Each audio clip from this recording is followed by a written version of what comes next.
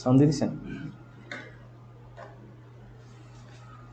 আসসালামু আলাইকুম, আমি মাইনুদ্দিন চিশতি, বুয়েট ট্রিপলিতে পড়াশোনা করতেছি। তো আজকে আমরা কেমিস্ট্রির থার্ড চ্যাপ্টার নিয়ে আলোচনা করব। তো তোমরা যারা লাইভে চলে আসছো তারা হ্যাঁ তোমরা যারা লাইভে চলে আসছো লাইভটা বন্ধুদের কাছে শেয়ার করে দাও, যাতে সবাই লাইভে ক্লাসটা করতে পারে। আমি তোমাদের কমেন্ট দেখতেছি, তোমরা কি বলতেছো আমি দেখতেছি। আচ্ছা, অনেকে সালাম দিচ্ছ। ওয়ালাইকুম আসসালাম। আচ্ছা, তোমরা কি শুনতে পাচ্ছ কিনা আমাকে একটু জানাও।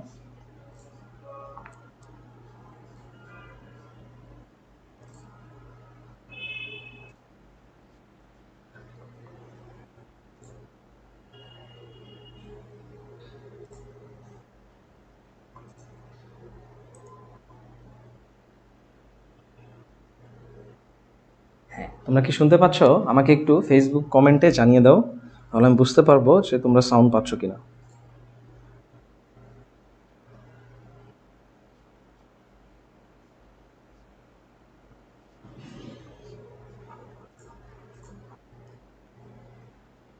আচ্ছা, তো একজন বলছে আমি যেন আজকে একটু স্লোলি আগাই। হ্যাঁ, অবশ্যই।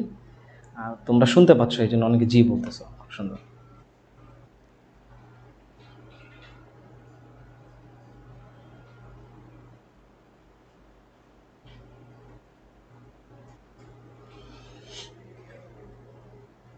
ওকে, আচ্ছা, সবাই শুনতে পাচ্ছ, আমি সেটা ধরে নিচ্ছি। তোমরা এই লাইভটা বেশি বেশি শেয়ার করে দাও, যাতে সবাই লাইভে ক্লাসটা করতে পারে।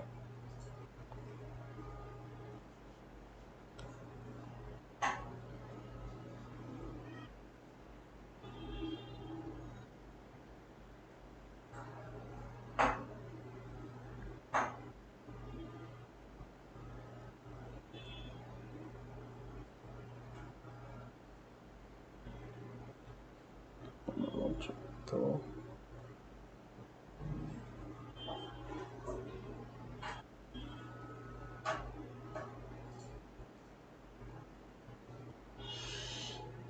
আচ্ছা, তো সবাই মোটামুটি বলতেছো যে সব ঠিক আছে। আচ্ছা, তোমরা যারা এখনো লাইভে জয়েন করো নাই, জয়েন করে ফেলো। আর তোমরা যারা অলরেডি জয়েন করেছো, তোমরা বেশি বেশি শেয়ার করো এবং বন্ধুদেরকে মেনশন করে দাও, যাতে সবাই লাইভে ক্লাসটা করতে পারে।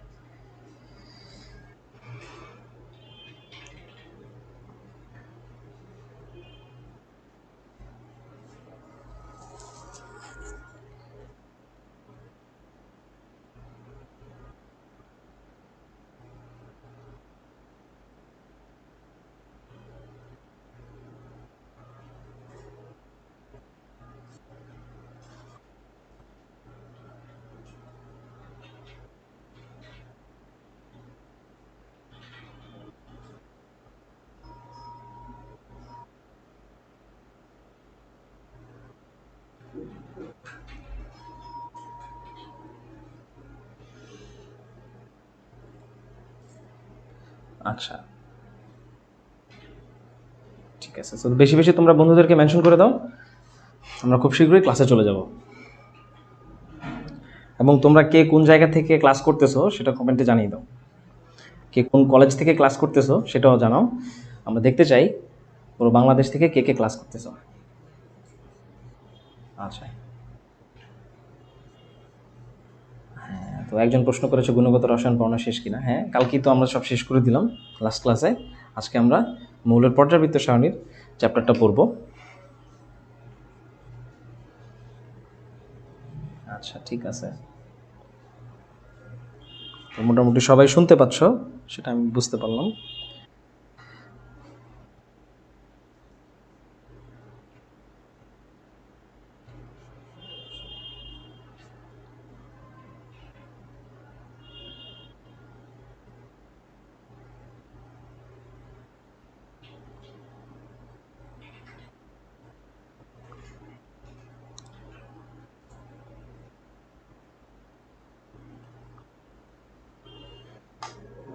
আচ্ছা, আমি দেখতেছি যে একজন মানিকগঞ্জ থেকে মায়া কাজল বলতেছো, আদ্রিতা সাবিহা জি জি SMC। আচ্ছা, সো অনেক জায়গা থেকে তোমরা ক্লাস করতেছো, খুব ভালো। তোমরা বেশি বেশি আরও মেনশন করো যেন সবাই লাইভে চলে আসতে পারে।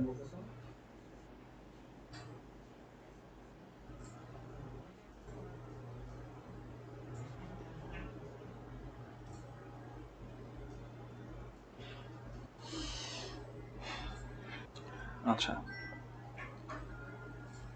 আর তোমাদের অনেকের প্রশ্ন থাকে যে লাইভ ক্লাস কোথায় হয়। লাইভ ক্লাস সবসময় আমাদের রুটস এডুর যে গ্রুপ আছে সেখানে ক্লাসটি হবে, আর রেকর্ডেড ক্লাস তোমরা ইউটিউবে পাবে, এবং রুটস এডুর যে অ্যাপ আছে সেখানে রেকর্ডেড ক্লাসের সাথে সাথে তোমরা পিডিএফটাও পাবে। ঠিক আছে,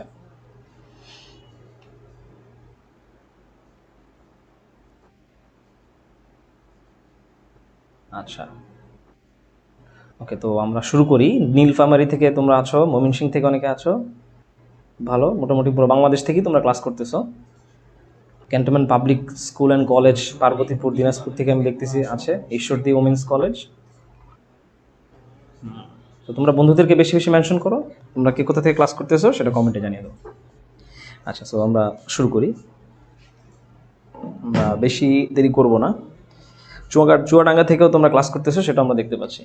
কক্সবাজার, সরিষাবাড়ি, নাগেশ্বরী। আচ্ছা ঠিক আছে, সো আমার পরিচয় সম্পর্কে তোমরা অনেকে হয়তো জানো না। আমার নাম মাইনুদ্দিন চিশতি, আমি ট্রিপুলি বুয়েটে পড়াশোনা করতেছি। কলেজ ছিল ঢাকা রেসিডেন্সিয়াল মডেল কলেজ, আর আমি আজকে তোমাদের কেমিস্ট্রি পড়াবো। ঠিক আছে, আচ্ছা, সো আমাদের ক্লাস কিন্তু শুরু হয়ে গেছে। তোমরা যারা এখনো মেনশন করো নাই সবাইকে মেনশন করে দাও। তো আজকের মেইন টপিক হচ্ছে মৌলের পর্যাবৃত্ত ধর্ম, রাসায়নিক বন্ধনের কিছু সাব টপিক। যেমন আজকে আমরা আলোচনা করব তোমার ইলেকট্রন বিন্যাসের সাপেক্ষে তোমার পর্যায় সারণী এবং গ্রুপ বরাবর যখন আমরা উপর থেকে নিচে যাই, বাম থেকে ডানে যাই, তখন যে ধর্মগুলো পরিবর্তন হয় সেগুলো নিয়ে আলোচনা করব। আচ্ছা, আমি লিস্টটা নিয়ে একটু শর্টে বলতেছি আজকে আমাদের কি কি আলোচ্য বিষয়। আচ্ছা, সো আমরা আজকে ইলেকট্রন বিন্যাসের ভিত্তিতে মেনলি মৌলের শ্রেণীবিভাগ নিয়ে আলোচনা করব, এবং যে সকল পর্যাবৃত্ত ধর্ম আছে, পরমাণুর আকার, ইলেকট্রন আসক্তি, তড়িৎ ঋণাত্মকতা, আয়নীকরণ শক্তি, ঠিক আছে, এগুলো কিভাবে পর্যায় সারণীর বাম থেকে ডানে অথবা গ্রুপের উপর থেকে নিচে চেঞ্জ হয় সেগুলো নিয়ে আলোচনা হবে। আচ্ছা, এবং পরিশেষে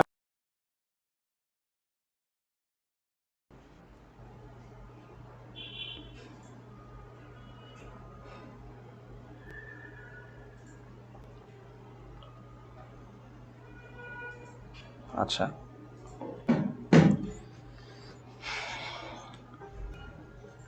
ঠিক আছে, সো এখন আমরা মোটামুটি কিন্তু ক্লাসে চলে যাচ্ছি। সবাই মনোযোগ দিয়ে ক্লাস দেখো।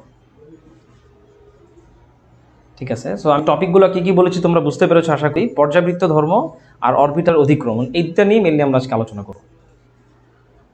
তারপর আমি একবার এখানে লিখে দিচ্ছি যাতে সবাই বুঝতে পারো। আচ্ছা, আজকের টপিক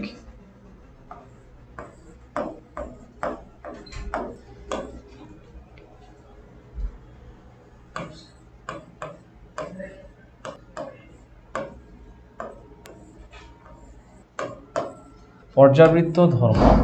ঠিক আছে, পর্যাবৃত্ত ধর্মের মধ্যে কি কি থাকে অলরেডি বলে দিছি আমরা। আয়নীকরণ শক্তি, ইলেকট্রন আসক্তি, তড়িৎ ঋণাত্মকতা, এবং আমরা অরবিটাল কি জিনিস, ঠিক আছে, পাই বন্ধন, সিগমা বন্ধন এবং অরবিটালের যে অধিক্রমণ সেগুলো নিয়ে আলোচনা করব। ঠিক আছে, এস পিপি এসপি যে ধরনের থাকে। ঠিক আছে, আচ্ছা, এখন যেগুলো লিখতেছি এটা কিন্তু তোমাদের পিডিএফ এ সেভ হবে না, সো জাস্ট মাথায় রাখো, তোমাদের মনে রাখার জন্য আমি জিনিসটা দেখাচ্ছি। আচ্ছা, আরেকটা কি বললাম আমরা, ঠিক আছে, পাই বন্ধন এবং সিগমা বন্ধন নিয়ে আমরা আজকে আলোচনা করব। আজকের টপিকটা কিন্তু ম্যাথমেটিক্যালের থেকে বোঝার টপিকটা অনেক বেশি। সো আমাদের ম্যাথমেটিক্যাল বা প্রশ্ন সলভের থেকে আমরা থিওরিটিক্যাল জিনিস বেশি দেখব। আচ্ছা ঠিক আছে, তোমরা আশা করি বিষয়গুলো দেখতে পাচ্ছ। আমরা এখন সরাসরি মেইন লেকচারে চলে যাই। আজকে আমি কিছুগুলো দেখো, বোঝার চেষ্টা করো, কোনো প্রশ্ন থাকলে অবশ্যই জিজ্ঞাসা করো। আচ্ছা, অনেকে জিজ্ঞেস করতেছো সেকেন্ড চ্যাপ্টার শেষ কিনা। তোমরা যদি লাস্ট ক্লাসটা করে থাকো তাহলে অবশ্যই জানার কথা যে সেকেন্ড চ্যাপ্টারটা কিন্তু শেষ। আচ্ছা দেখো, আমি কিন্তু একদম শুরুতেই সব কিছু একদম ডিরেক্টলি মেইন লেকচারে চলে গেছি। কালারটা চেঞ্জ করে আমরা ব্ল্যাক দিচ্ছি। হ্যাঁ দেখো, তো আমি যেটা বললাম যে মৌলসমূহের শ্রেণীবিভাগ এবং পর্যাবৃত্ত ধর্ম। এখন মৌলসমূহের শ্রেণীবিভাগ কিভাবে করা হয়, মেইনলি সর্বশেষ শক্তি স্তরের ইলেকট্রনগুলো কোথায় যাচ্ছে বা কোন উপস্তরে যাচ্ছে সেটা সাপেক্ষে। ঠিক আছে, যথাক্রমে যদি ইলেকট্রন এস সাবশেলে যায় তখন আমরা এটাকে বলবো এস ব্লক মৌল। ঠিক আছে, যদি পি সাবশেলে যায় সেক্ষেত্রে আমরা এটাকে নাম দিব পি ব্লক মৌল। এইভাবে কিন্তু তোমার পর্যায় সারণীর 118টা যে মৌল থাকে তাদের মনে রাখা সহজ, ঠিক আছে। আমাদের তো মেইন টার্গেট হচ্ছে পর্যায় সারণীর সব কিছু কীভাবে আমরা মনে রাখতে পারি বৈশিষ্ট্যের মাধ্যমে, ঠিক আছে, কমন বৈশিষ্ট্যের মাধ্যমে। সো কমন বৈশিষ্ট্যগুলোর মধ্যে এটাও একটা, যে ব্লক সিস্টেম করা, অর্থাৎ ইলেকট্রন কোন উপস্তরে প্রবেশ করতেছে সেই সাপেক্ষে আমরা কিছু ব্লকে ভাগ করব এবং সেভাবে হিসাব করব। আচ্ছা, সো এখানে আমরা মেইনলি উদাহরণসহ এসপিডিএফ ব্লকগুলোর বর্ণনা দেখব, ঠিক আছে। তো প্রথমে দেখো, ইলেকট্রন বিন্যাসের উপর ভিত্তি করে পর্যায় সারণীকে আমরা খুব সহজে 4টি ভাগে ভাগ করতে পারি। একটি হচ্ছে এস ব্লক, এরপর হচ্ছে P block, D block and then F block. আচ্ছা, এই ব্লকগুলো আসলে মেইনলি কীভাবে করা হচ্ছে আমি তো আগেই বলে দিলাম, যে সর্বশেষ ইলেকট্রন যেই সাবশেলে প্রবেশ করতেছে সেই সাবশেলের অনুসারে তার ব্লক নির্ধারণ করা হয়। যেমন তুমি যদি উদাহরণ হিসেবে দেখো, সে হাইড্রোজেন, ঠিক আছে। তো হাইড্রোজেনের ইলেকট্রন কিন্তু একটি, তাহলে তার ইলেকট্রন বিন্যাস হওয়া উচিত 1s1। তো নিঃসন্দেহে এটি একটি এস ব্লক মৌল, খুবই সিম্পল কথা।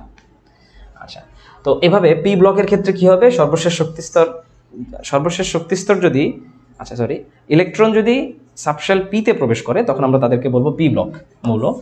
যে আমি একটা উদাহরণ দিই, যেমন মনে করো তুমি নাইট্রোজেন, ঠিক আছে। তুমি যদি এটা দেখো, একদম লাস্টে কি হয়, 1s2 2s2 2p3, ঠিক আছে। তো এখানে আমরা দেখতে পাচ্ছি লাস্ট ইলেকট্রনটা কিন্তু পি ব্লকে প্রবেশ করতেছে, সেজন্য আমরা এটা নাম দিচ্ছি পি ব্লক, সরি ব্লক না, সাবশেল হবে। আচ্ছা, তো সেই মতে তোমার ডি ব্লক এফ ব্লকের ক্ষেত্রে এক্স্যাক্টলি সেম কেস, তোমার লাস্ট ইলেকট্রনটা যেই সাবশেলে প্রবেশ করবে আমরা সেই অনুসারে নামকরণ করব। আচ্ছা, এখানে আমরা কিছু D block, F block, P block প্রত্যেকটার সাধারণ বিন্যাস দিয়ে দিছি। যেমন দেখো, তোমার ডি ব্লক মৌলের ক্ষেত্রে ইলেকট্রনগুলো সাধারণত লাস্ট শক্তি স্তরের ঠিক আগের শক্তি স্তরে প্রবেশ করে, that's why n-1। R F ব্লকের ক্ষেত্রে ইলেকট্রনগুলো লাস্ট শক্তি স্তর থেকে 2 স্টেপ আগের শক্তি স্তরে প্রবেশ করে। অর্থাৎ তোমার যদি 5টা শক্তি স্তর হয় তাহলে এফ ব্লক মৌলের ক্ষেত্রে লাস্ট ইলেকট্রন কিন্তু থার্ড ইলেকট্রন, মানে যদি 6টা হয়, ঠিক আছে, সেক্ষেত্রে কিন্তু তোমার 4f এ ইলেকট্রন প্রবেশ করবে, ঠিক আছে। এই বিষয়টা মাথায় রাখতে হবে। সো এই সাধারণ রূপ যেটা, সেটা মনে রাখার চেষ্টা করো, এটা কিন্তু এমসিকিউতে আসতে পারে। আচ্ছা, তো এটা হলো একদম সাধারণ ব্যাখ্যা। এখন আমরা ব্লক বাই ব্লক কি কি বৈশিষ্ট্য থাকতে পারে ইলেকট্রনগুলোর, পরমাণুগুলো, সেটা দেখব। আচ্ছা, সো প্রথমত আমরা চলে আসছি এস ব্লক মৌলে। দেখো, আমি কিন্তু একটু আগে ব্যাখ্যা করেছি, তাও এখানে বলে দিছে, কোন মৌলের ইলেকট্রন বিন্যাসের পর যদি সর্বশেষ ইলেকট্রনটি এস অরবিটালে প্রবেশ করে, লক্ষ্য রাখবো আমি আগেও বলেছি যে অরবিটাল আর উপস্তর কিন্তু এক না, শুধুমাত্র এস এর জন্য সঠিক, কারণ এস এর কোনো এক্সট্রা অরবিটাল নেই। বাট নর্মালি আমরা এখানে লিখব উপস্তর, ঠিক আছে। যদিও ম্যাক্সিমাম বইয়ে তোমার হচ্ছে এখানে অরবিটালে লেখা, বাট সঠিক অ্যান্সারটা হচ্ছে তোমার উপস্তর।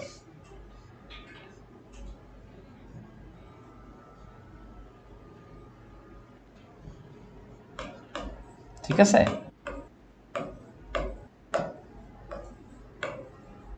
আচ্ছা, অরবিটাল লিখলে আসলে ভুল হবে না, বাট এক্স্যাক্টটা লেখা ভালো। আচ্ছা, দেখো এখানে আমি কিন্তু আরেকটা জিনিস বলে দিছি, সেটা হচ্ছে পর্যায় সারণীর গ্রুপ 1 এবং গ্রুপ 2 এবং হিলিয়াম হচ্ছে এই ব্লকের অন্তর্ভুক্ত। কেন হিলিয়ামটাকে আলাদা লেখা হলো, কারণ হিলিয়াম কিন্তু পর্যায় সারণীর গ্রুপ 18 এর মৌল, ঠিক আছে। পর্যায় সারণীর গ্রুপ 18 হওয়া সত্ত্বেও সে এস ব্লকের অন্তর্ভুক্ত হবে, কারণ তার লাস্ট ইলেকট্রন কিন্তু এস অরবিটালে যায়, যেমন 1s2। আচ্ছা, এবং এস ব্লকের টোটাল ইলেকট্রন সংখ্যা হচ্ছে 14টি। এখানে আমরা কিছু বেসিক এক্সাম্পল দেওয়ার চেষ্টা করছি। তুমি যদি সিরিয়ালি দেখো, হাইড্রোজেন লাস্ট ইলেকট্রন এস অরবিটালে গেছে, সেই মতে লিথিয়াম, সোডিয়াম, যেটাই তুমি ইলেকট্রন বিন্যাস করো না কেন, লাস্ট ইলেকট্রনগুলো আমরা কোথায় দেখতেছি, এস ব্লকে। আচ্ছা, সো এই প্রত্যেকেই এস ব্লক মৌল। তো এভাবে কিন্তু আমরা বড় একটা সংখ্যা খুব সহজে মনে রাখতে পারতেছি এই ব্লক সিস্টেম মনে রেখে। আচ্ছা, নেক্সট পেজে যাই। আমরা এস ব্লক মৌলের কি কি বিশেষ বৈশিষ্ট্য আমরা মাথায় রাখতে পারি। আচ্ছা, সো বিশেষ বৈশিষ্ট্যগুলোর মধ্যে একটা হচ্ছে যে এস ব্লকের প্রায় সবাই কিন্তু ধাতু, হাইড্রোজেন এবং হিলিয়াম ছাড়া। যদিও হাইড্রোজেন কখনো কখনো ধাতুর মতো আচরণ করতে পারে, অর্থাৎ ক্যাটায়ন হিসেবে নিজেকে দেখাতে পারে, আবার কখনো অ্যানায়নও থাকে, বাট নর্মালি তারা কিন্তু ধাতু নয়। আচ্ছা, এস ব্লকের সংখ্যা তো এখানে বলে দিলাম। দেখো এস ব্লকের মধ্যে কেউই কিন্তু কোনো তেজস্ক্রিয় মৌল না, জাস্ট রেডিয়াম আর ফ্রান্সিয়াম এরা হচ্ছে তেজস্ক্রিয় মৌল। ঠিক আছে, আজকের ক্লাসটা কিন্তু বুঝার জিনিস। ঠিক আছে, এখান থেকে আমাদের ম্যাক্সিমাম জিনিস হয়তো মুখস্থ করতে হবে পরীক্ষায় ভালো করার জন্য, বাট তারপরও কিভাবে তুমি পরীক্ষায় লিখলে ভালো মার্কস পেতে পারো সেই সিস্টেমটা আমি এখানে দেখানোর চেষ্টা করছি। আচ্ছা, সাধারণত সাধারণত না, সবসময় এরা আয়নিক যৌগ গঠন করে। এদের সাধারণ ইলেকট্রন বিন্যাস হচ্ছে NS1 থেকে 2, অর্থাৎ একটা অথবা দুটো ইলেকট্রন থাকবে। যেমন আমরা এক্সাম্পল হিসেবে দেখতে পারি ম্যাগনেসিয়াম। ঠিক আছে, ম্যাগনেসিয়ামের ক্ষেত্রে কিন্তু তোমার S2 থাকবে। আর তোমার যদি সোডিয়াম দেখো তাহলে লাস্ট ইলেকট্রন কি থাকবে? লাস্ট ইলেকট্রন থাকবে হচ্ছে 3s1। আচ্ছা, আর এটাতে কি হবে? তোমার 3s2 থাকবে। সিম্পল বিষয়। ওকে, এবং এখানে দুইটা গ্রুপ যেহেতু বলেছিলাম আমি, গ্রুপ 1 গ্রুপ 2, এদের আলাদা নাম আছে। গ্রুপ 1 হচ্ছে ক্ষার ধাতু আর গ্রুপ 2 হচ্ছে মৃৎ ক্ষার ধাতু। কেন মৃৎ? কারণ এটা হচ্ছে মাটিতে আমরা পাই আলাদা আকরিক হিসেবে, দ্যাটস এটার নাম হচ্ছে মৃৎ ক্ষার ধাতু। আর গ্রুপ 1 গুলোতে হচ্ছে আমরা মাটির নিচে পাই না, আসলে এটা কি বলে, এটাকে রাসায়নিকভাবে তৈরি করা সম্ভব, এবং তুমি এটাকে হচ্ছে ন্যাচারালি অন্য সোর্স থেকে পেতে পারো, সাধারণত মাটির নিচ থেকে পাওয়া যায় না। ঠিক আছে, এই জন্য এটা আলাদা নাম দেওয়া হয়েছে মৃৎ ক্ষার ধাতু। আচ্ছা, আমি কালারটা চেঞ্জ করি। আচ্ছা, এবং এদের খুব সুন্দর একটা নাম আছে, সেটা হচ্ছে প্রতিনিধিত্বকারী মৌল। জাস্ট MCQর জন্য এগুলো মনে রাখবা। আচ্ছা, আমি তোমাদের একটু কমেন্টে চলে যাচ্ছি, তোমরা কমেন্টে কি বলতেছো আমি একটু দেখবো। আচ্ছা, একজন প্রশ্ন করেছো যে কোথায় থেকে ইলেকট্রন আগে বের হয়। আচ্ছা, যদিও এটার সাথে রিলেটেড না, তারপর আমি অ্যান্সারটা দিচ্ছি। সেটা হচ্ছে প্রবেশ করার সময় N+L এর নিয়মে প্রবেশ করবে, বাট ইলেকট্রন বের হওয়ার সময় লাস্ট শক্তিস্তর থেকে আগে ইলেকট্রন বের হবে। ঠিক আছে, ওকে। সো আশা করি লতিফা মনি তুমি তোমার অ্যান্সারটা পেয়েছো। অরবিটাল এবং উপস্তরের পার্থক্যগুলো একটু বুঝিয়ে বলুন। একটু সিম্পল ওয়েতে বলি, অরবিটাল মানে হচ্ছে তোমার উপস্তরের ভিতরে যদি তুমি ভাগ করতে পারো। ঠিক আছে, মানে এটাকে আমি বলতে পারি যে তুমি উপস্তর থেকে অরবিটাল আরও বেশি ছোট। হ্যাঁ, একদম বিস্তারিত বোঝানো এখন দরকার নেই, আসলে জাস্ট এটা বলি। দেখো, সাপোজ পি হচ্ছে একটি অরবিটাল। ধরো আমি নিজেই তো ভুল করতেছি। তোমার আচ্ছা, প্রশ্নটা কে করেছো? প্রশ্নটা আমি দেখতেছি মু পাটোয়ারি সম্ভবত প্রশ্নটা করেছো। সো পি হচ্ছে একটি উপস্তর, হ্যাঁ, যেটাকে ইংলিশে বলা হয় সাবশেল। আর এই পি উপস্তরের ভিতরে ইলেকট্রন যে দুইটা দুইটা করে যেই সকল অরবিটালে থাকে, হ্যাঁ, যেমন হচ্ছে PX, PY, PZ। ঠিক আছে, এইসব জায়গায় ইলেকট্রন পাওয়ার সম্ভাবনা আরো বেশি। ঠিক আছে, কারণ এটা কনজাস্টেড, আরো ছোট জায়গা। তো এদেরকে আমরা বলবো হচ্ছে অরবিটাল। ঠিক আছে, আর যদি অরবিটালের বাংলা জানার ইচ্ছা থাকে, বাংলাটা হতে পারে উপস্তর। যেহেতু সুন্দর লাগে না শুনতে, এই জন্য এটাকে অরবিটালই বলা হয়। অরবিটাল কিন্তু ইংলিশ শব্দ। ঠিক আছে, আচ্ছা, তুমি এভাবে চিন্তা করতে পারো, অরবিট হচ্ছে বড় শক্তিস্তর, সেখানে সাবশেল, তার ভিতরে আরো ছোট জায়গাতে তুমি অরবিটালের অবস্থান পাবে। আচ্ছা, তো তোমাদের প্রশ্নের উত্তরগুলো আশা করি তোমরা পাচ্ছ। আচ্ছা, সো তোমরা বলতেছো যে কোন গ্রুপটা আসলে প্রতিনিধিত্বকারী মৌল। মেইনলি হচ্ছে এই যে আমি কিন্তু সুন্দর করে বলে দিছি যে এস ব্লক মৌলগুলো কি আমরা প্রতিনিধিত্বকারী মৌল বলেই থাকি। ঠিক আছে, এখানে গ্রুপ 1 গ্রুপ 2 ছাড়াও হিলিয়ামও থাকতে পারে। আচ্ছা, সো আমি কিন্তু আজকে আস্তে আস্তে আগাচ্ছি। সো ক্লাস যদি ভালো লাগে অবশ্যই বন্ধুদেরকে মেনশন করো। ঠিক আছে, যাতে বাকিরা লাইভ ক্লাস দেখতে পারে। বেশি বেশি মেনশন করো। লাইভ ক্লাস দেখার মজাই কিন্তু আলাদা। আচ্ছা, একজন বলতেছে আমার ক্লাস ভালো লাগে না, এটা তো আসলে তুমি ভালো লাগছে, ধন্যবাদ তোমার কথাটা শুনে আমার। আর এরপরে বলেছো যে ভাইয়া এরা কি নরম ধাতু কিনা, গলনাঙ্ক স্ফুটনাঙ্ক কেমন হবে? আচ্ছা, সোডিয়াম কিন্তু নরম, ইভেন তুমি ছুরি দিয়েও কাটতে পারবে। ঠিক আছে, সো তুমি সোডিয়াম যদি নরম হয়, উপর থেকে নিচে যত যাবা তখন কিন্তু ওভাবে তোমার গলনাঙ্ক স্ফুটনাঙ্কের একটা পরিবর্তন আসবে। যাক, ওটা আমরা হচ্ছে পারমাণবিক আকারের সাপেক্ষে ব্যাখ্যা করবো সামনে। আচ্ছা, পি ব্লক মৌল। তো আমরা একটু তাড়াতাড়ি আগাবো, ব্লকগুলো নিয়ে বেশি আলোচনা করব না। পি ব্লক মৌল কি? দেখো, মৌলের ইলেকট্রন বিন্যাসের উপর ভিত্তি করে, দেখো এখানে কিন্তু আমি সুন্দর করে বলে দিছি উপস্তর। হ্যাঁ, আচ্ছা, এখানে কালারটা যদি কোনটা হলে ভালো হয়, হ্যাঁ, দেখো পি উপস্তরে যদি ইলেকট্রন প্রবেশ করে তখন আমরা এটাকে পি ব্লক মৌল বলবো। খুব সিম্পল কথা, এটার মধ্যে কিন্তু কোনো ঝামেলা নেই। আচ্ছা দেখো এখানে সুন্দর করে বলে দেওয়া আছে পি ব্লক মৌল হচ্ছে 36, এবং এখানে কিছু বেসিক এক্সাম্পল দেওয়া আছে, যে এক্সাম্পলগুলো তোমরা আসলে খুব নর্মালি বুঝতে পারবে। ঠিক আছে, পি ব্লক মৌল সাধারণত কোন গ্রুপ থেকে কোন গ্রুপ হয় দেখো এখানে খুব সুন্দর করে বলে দিচ্ছি আমি, 3, 14, 15, 16, 17, 18, ঠিক আছে, অর্থাৎ 14 থেকে 18 এবং মাঝখানে থার্ড গ্রুপ, এরা প্রত্যেকেই পি ব্লকের অন্তর্ভুক্ত। এখানে কিছু বেসিক এক্সাম্পল দেওয়া আছে, যদি আমি একটা দেখাই, সাপোজ সালফারের ক্ষেত্রে খেয়াল করো, লাস্ট ইলেকট্রনটা কোথায় প্রবেশ করছে? পি ব্লকে, দ্যাটস এটা হচ্ছে তোমার পি ব্লক মৌলের অন্তর্ভুক্ত। আচ্ছা, সো আশা করি তোমরা বিষয়টা বুঝতে পারছো। আচ্ছা, গলনাঙ্ক স্ফুটনাঙ্ক কম এন্ড নরম, হ্যাঁ আচ্ছা হ্যাঁ, একজন উত্তর দিয়ে দিছো, ধন্যবাদ, তোমার উত্তরটা সঠিক হয়েছে।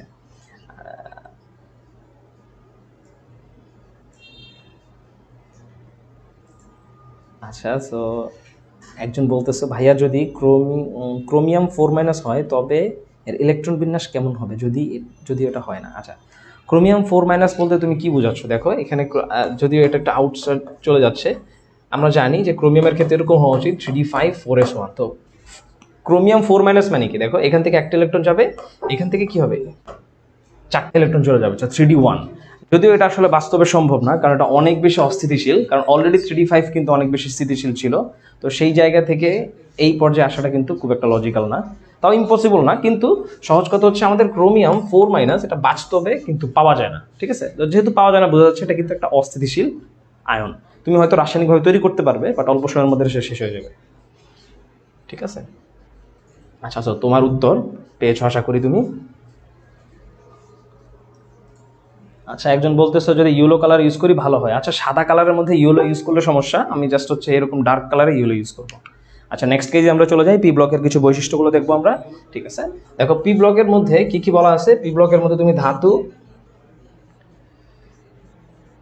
ঠিক আছে, তুমি কি কি পাবে দেখো, ধাতু পাবে, অপধাতু পাবে, অধাতু পাবে। আমি একটু জাস্ট এক্সাম্পল দেই, পি ব্লকের মধ্যে ধাতু কি কি হতে পারে, তুমি লাস্ট লেকচারটা দেখো, এখান থেকে কিন্তু বের করতে পারবে। দেখো অ্যালুমিনিয়াম হচ্ছে একটা ধাতু, ঠিক আছে, আবার সিলিকন হচ্ছে একটা অপধাতু।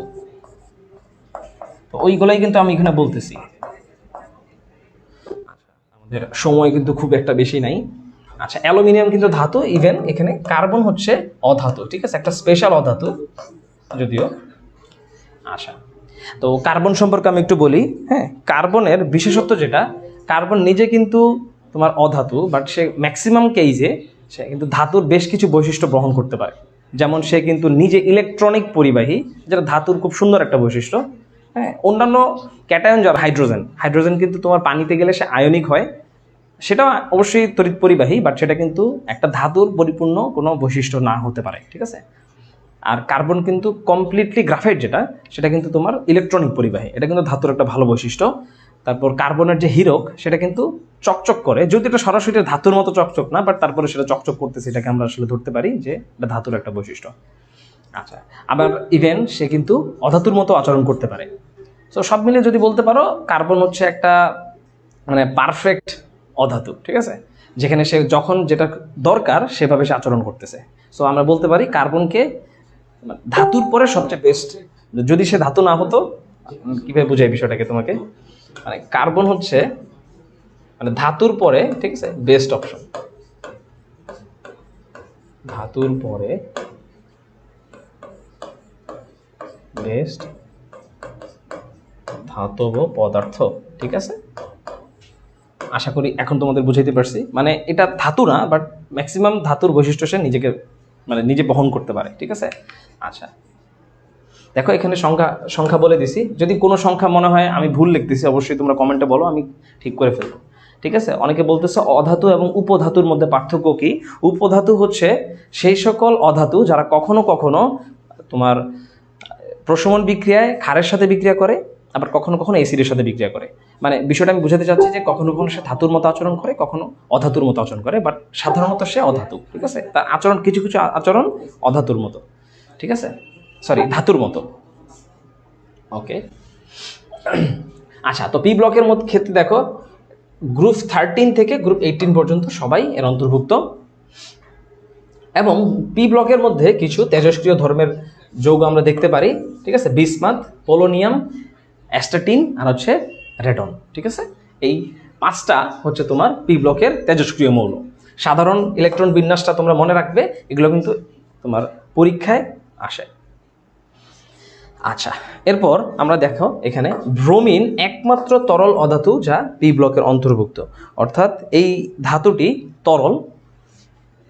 সহজ কথায় ইভেন একটি তরল ধাতু আছে তোমরা জানো। আচ্ছা, এটা তো অধাতু। তোমার তরল ধাতু একটি আছে যেটি হচ্ছে তোমার পারদ, ঠিক আছে, একমাত্র তরল ধাতু পুরো পর্যায় সারণীর। আর পি ব্লকের একমাত্র তরল অধাতু হচ্ছে ব্রোমিন, ঠিক আছে। এটা কিন্তু শুধু পি ব্লকের জন্য, আর এটা হচ্ছে পুরো পর্যায় সারণীর জন্য, ঠিক আছে, পুরো পর্যায় সারণী। আচ্ছা,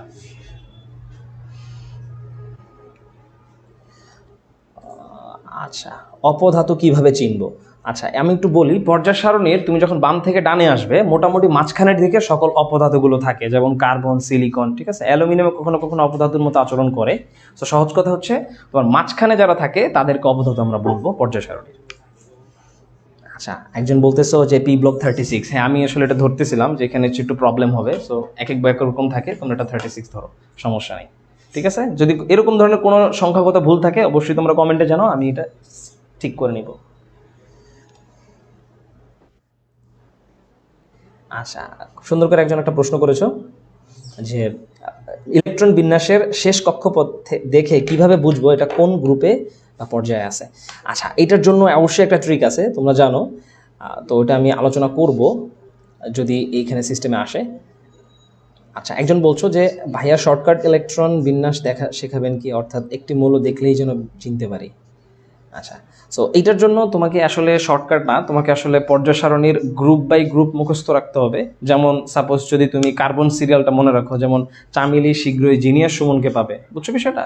সো এরকম যদি মনে রাখতে পারো, তখন একটার সাধারণ ইলেকট্রন বিন্যাস জানা থাকলে সিরিয়ালি তুমি জাস্ট 18, মানে একটা ম্যাজিক নাম্বার আছে আর কি। আচ্ছা, আমি দেখাই তোমাদের, অনেকে জানতে চাচ্ছ, ঠিক আছে। 2, 8, 8, 18, 18, 32 অ্যান্ড দেন 32, ঠিক আছে। মানে সহজ কথা হচ্ছে, যেমন তুমি দেখো হিলিয়াম, হিলিয়াম থেকে তুমি যদি 2, 8 বাড়াও তাহলে তুমি পেয়ে যাচ্ছ নিয়ন, আরও 8 বাড়ালে তুমি পেয়ে যাচ্ছ আর্গন, আরও 8 যদি বৃদ্ধি করো, ঠিক আছে, এটা হচ্ছে তুমি জ্যানন পেয়ে যাচ্ছ, আরও 18 যদি বৃদ্ধি করো ক্রিপ্টন পেয়ে যাচ্ছ। এভাবে 18 বৃদ্ধি করলে তুমি কিন্তু রেডন পেয়ে যাচ্ছ। সো বিষয়টা দেখো, তোমার কিন্তু এই ম্যাজিক নাম্বারটা মনে রাখতে হবে, ঠিক আছে। তো ম্যাজিক নাম্বারটা কি? 2, 8, 8, 18, 18, 32। এটা গ্রুপের ক্ষেত্রে সত্য। এখন কথা হচ্ছে তোমাকে কিন্তু ছন্দ দিয়ে গ্রুপের নাম, মানে সরি, মৌলগুলো মনে রাখতে হবে। যেমন তুমি যদি গ্রুপ 2 মনে করো, বিরিয়ানি, মোগলাই, কাবাব সরিয়ে বাটিতে রাখো, এরকম ছন্দ যত ভালো মনে রাখতে পারবে এবং গ্রুপ এই ম্যাজিক নাম্বারটা মাথায় রাখতে পারবে, তুমি মোটামুটি যে কোনো ইলেকট্রন বিন্যাস দেখলেই কিন্তু তুমি বুঝতে পারবে এটা কোন মৌলের অন্তর্ভুক্ত, ঠিক আছে। সো মেইন কেসটা হচ্ছে ম্যাজিক নাম্বার আর হচ্ছে ছন্দ মনে রাখতে হবে। এছাড়া তুমি খুব তাড়াতাড়ি কখনো বের করতে পারবে না। আচ্ছা, ব্লকগুলো কোশ্চেনে কখনো আসে কিনা? আচ্ছা, ব্লকের বিষয়টা হচ্ছে যে তোমার এখান থেকে এমসিকিউ আসবে, এটা একটা বিষয় আছে, এটা জানা জরুরি। এমসিকিউর জন্য মেইনলি ইম্পর্টেন্ট, ঠিক আছে। দেখো এখানে কিন্তু খুব বেশি ব্যাখ্যা দিচ্ছি না, আমি জাস্ট ইনফরমেশনগুলো তুলে ধরতেছি। আর এখানে সৃজনশীলের সরাসরি কখনো এখান থেকে আসে না, বা খুব লেস ইম্পর্টেন্ট আর কি। আচ্ছা,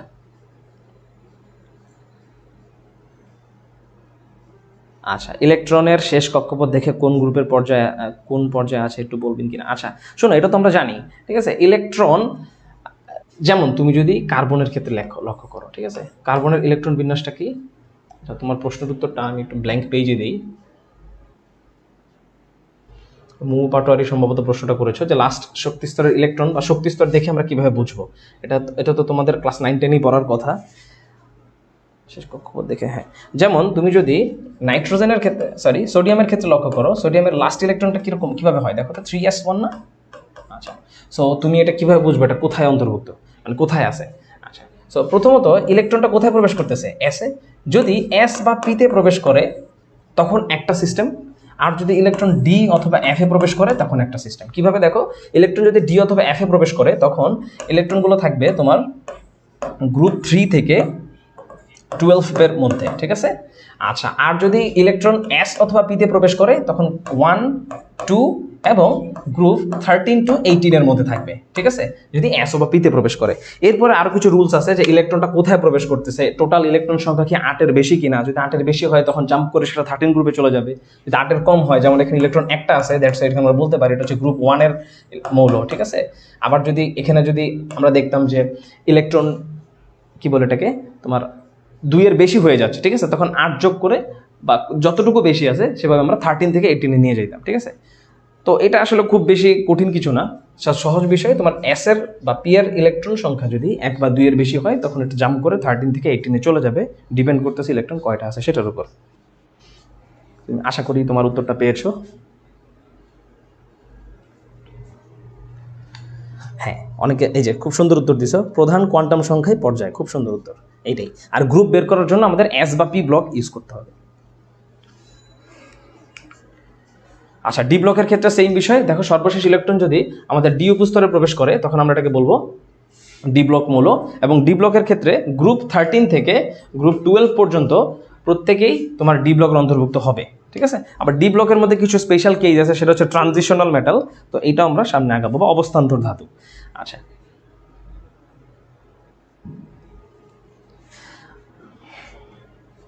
আচ্ছা এটা হচ্ছে আমাদের সাধারণ ইলেকট্রন বিন্যাস। দেখো এখানে যদি তুমি একটু লক্ষ্য করো যে ডি ব্লকের ক্ষেত্রে আমি কি বলেছিলাম যে লাস্ট শক্তি স্তরের আগের শক্তি স্তরে ইলেকট্রন যদি প্রবেশ করে 1 থেকে 10 এর মধ্যে যে কোনো, তখন আমরা বলে থাকবো এটাকে ডি ব্লক মৌল। আচ্ছা, উদাহরণ হিসেবে দেখো এখানে দেখাচ্ছি আমি স্ক্যান্ডিয়াম আর ফেরাম, ঠিক আছে। ফেরামকে এটাকে আসলে মেইনলি ইংলিশ নাম হচ্ছে আয়রন, আর এটা হচ্ছে ল্যাটিন নাম। তোমরা লক্ষ্য করবে বেশ কিছু ল্যাটিন ওয়ার্ড ব্যবহার করা হচ্ছে তোমার নামকরণ করার জন্য, কারণ তোমার কেমিস্ট্রিতে তোমার ওরা বেশ প্রসিদ্ধ ছিল, তাই ওদের ভাষাতেই ওরা নামকরণ করেছে। আচ্ছা দেখো এখানে এই যে 4s2 3d6 লিখছে, এটা কিন্তু n+l এর নিয়মে, হ্যাঁ।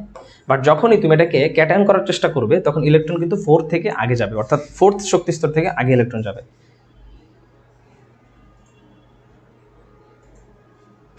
ওকে, ঠিক আছে। সো আমরা খুব ফাস্ট আগাই, যে কথাটা বলেছো খুব ভালো কথা বলছো, আমরা একটু আগাতে থাকি, তোমাদের প্রশ্নের উত্তর আমি কমেন্ট থেকে পরবর্তীতে দেখবো। আচ্ছা, সো আমি যেটা বলছিলাম যে ডি ব্লক মৌলের ক্ষেত্রে বেশ কিছু অবস্থান্তর সিরিজ আছে, সিরিজগুলোকে যথাক্রমে 1 থেকে 4 পর্যন্ত ভাগ করা হয়। তুমি যদি দেখো যে ইলেকট্রন 3ডিতে প্রবেশ করলে তখন এদেরকে আমরা বলবো 3ডি ব্লক, সেটা হচ্ছে স্ক্যান্ডিয়াম থেকে জিঙ্কের মধ্যে। আর তুমি যদি দ্বিতীয় অবস্থান্তর সিরিজ দেখো সেটা হচ্ছে 4ডি ব্লক, ইট্রিয়াম থেকে ক্যাডমিয়াম পর্যন্ত প্রত্যেকে হচ্ছে তোমার 4ডি ব্লকের অন্তর্ভুক্ত। ইলেকট্রনগুলো কোথায় যাবে খেয়াল করো, 4d 1 থেকে 10 পর্যন্ত। সেই মধ্যে 5ডি ব্লক হচ্ছে ল্যান্থেনাম, হাফনিয়াম আর হচ্ছে হাইড্রোগাইরাম বা পারদ। আচ্ছা, আর লাস্ট হচ্ছে, আচ্ছা এখানে কালারটা চেঞ্জ করে ফেলি আমি, হ্যাঁ। তো লাস্ট চতুর্থ শক্তি স্তরের ক্ষেত্রে যদি চতুর্থ অবস্থান্তর হচ্ছে সহজ বিষয় 6ডি ব্লক মৌল যেগুলো, তাদেরকে আমরা বলবো, দেখো এই যে অ্যাক্টিনাম, থোরিয়াম, রুফনিয়াম, তারপর হচ্ছে তোমার এটা সম্ভবত কপারনিকাম হবে, ঠিক আছে। আচ্ছা, সো এখানে আমরা কি দেখতেছি, ডি অরবিটালে 6ডি অরবিটাল যদি প্রবেশ করে তখন আমরা বলবো চতুর্থ অবস্থান্তর সিরিজ। আচ্ছা দেখো এটা আমি মোটামুটি হচ্ছে এখানে দেখানোর চেষ্টা করছি একটা চার্টের মাধ্যমে। এই 3ডি ব্লক হচ্ছে তোমার এই স্ক্যান্ডিয়াম থেকে একদম পর্যায় সারণীর জিঙ্ক পর্যন্ত, ঠিক আছে, একদম সিরিয়ালি। সহজ কথা, তোমার এখানে তোমার গ্রুপ 3 থেকে 12 পর্যন্ত, আর পর্যায় হচ্ছে কোনটা দেখো, তৃতীয়, চতুর্থ, পঞ্চম, ঠিক আছে, একদম সিরিয়ালি যাবে। সিরিয়ালি তোমার 3ডি থেকে 6ডি পর্যন্ত থাকবে। এখানে সব কিছু দেওয়া আছে, এগুলো আসলে বোঝার কিছু নাই, এটা জাস্ট আমি একটা আইডিয়া দিচ্ছি যে তোমার 3ডি থেকে 6ডি পর্যন্ত কোন ইলেকট্রনগুলো হতে পারে, পরমাণুগুলো হতে পারে।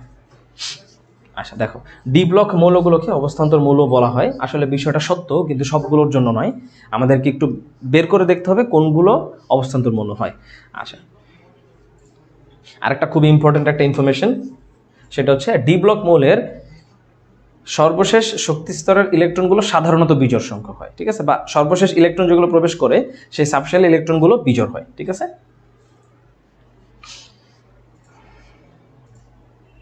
হ্যাঁ, ডি ব্লকগুলোকে কেন অবস্থান্তর বলা হয় আমি এখানে একটু সুন্দর করে বলে দিই, সবাই নয়, ঠিক আছে। আচ্ছা আমি এখানে একটু লিখে দিচ্ছি কেন বলা হয়, সেটা হচ্ছে যদি সুস্থিত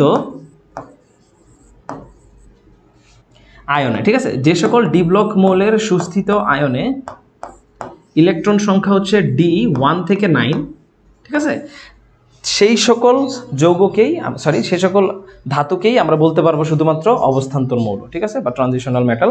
সেটা আমরা নেক্সট যে কোনো একটা ইয়াতেই দেখে ফেলবো পিপিটিতে। আচ্ছা, সো এখানে আমি খুব সুন্দর করে আবারও চার্ট করে দিছি কি কি বললাম। দেখো, পরীক্ষা যখন আসবে ব্লক মৌল সিস্টেমে তুমি কিভাবে পরীক্ষা অ্যান্সার করবে।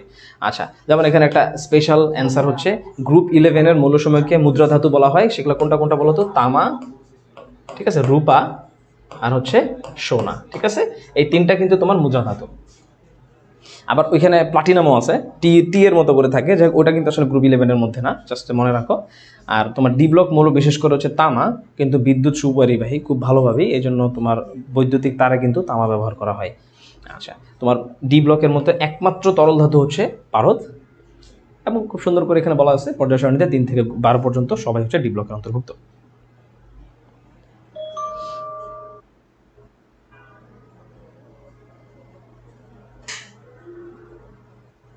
আচ্ছা,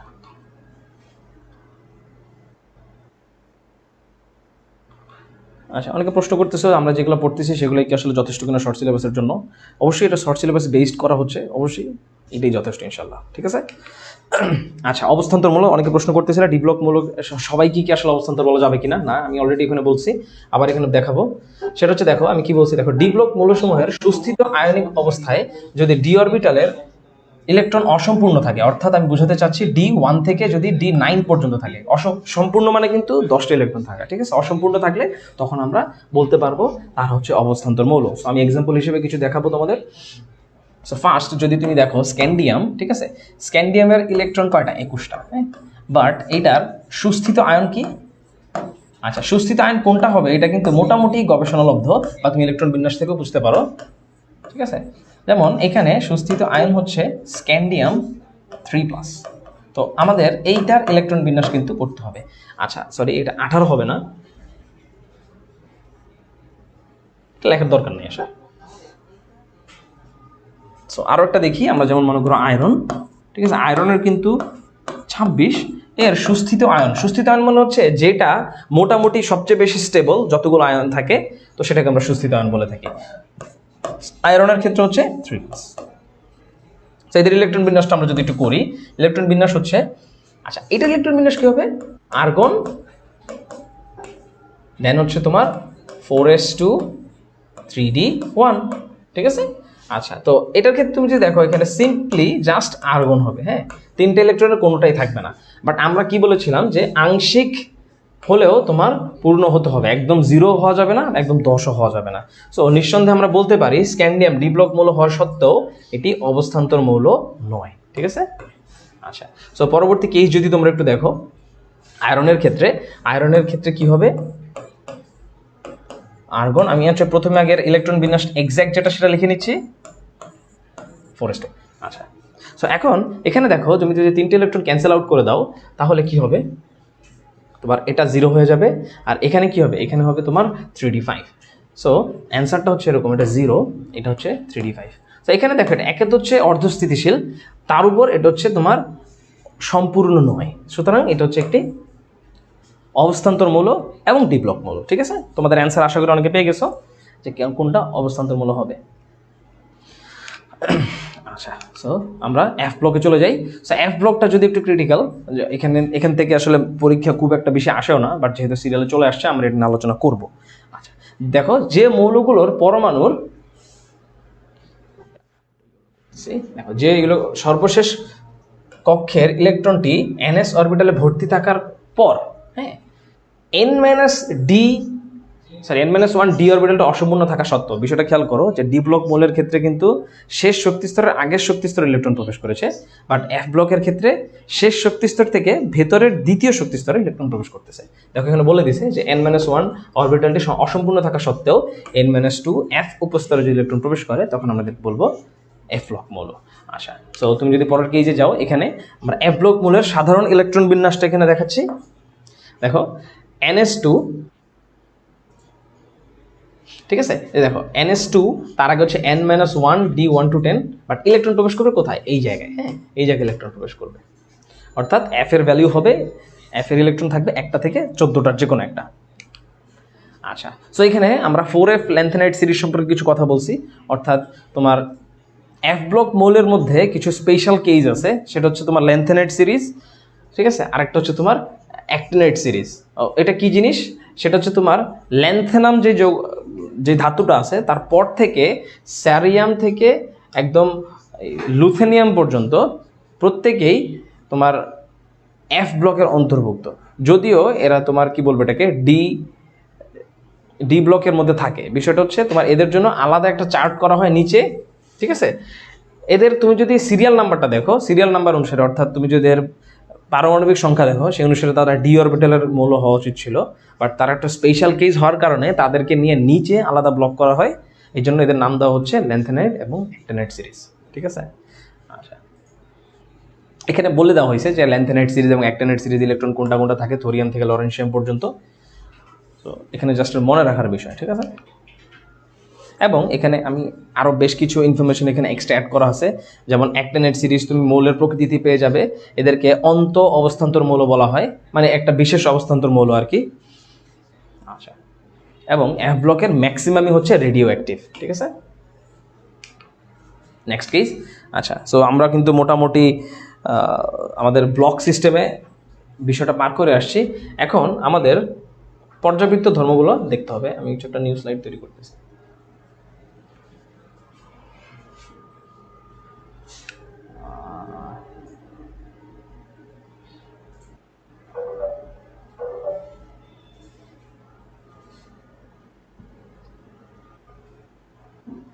আচ্ছা, এটা দরকার নেই।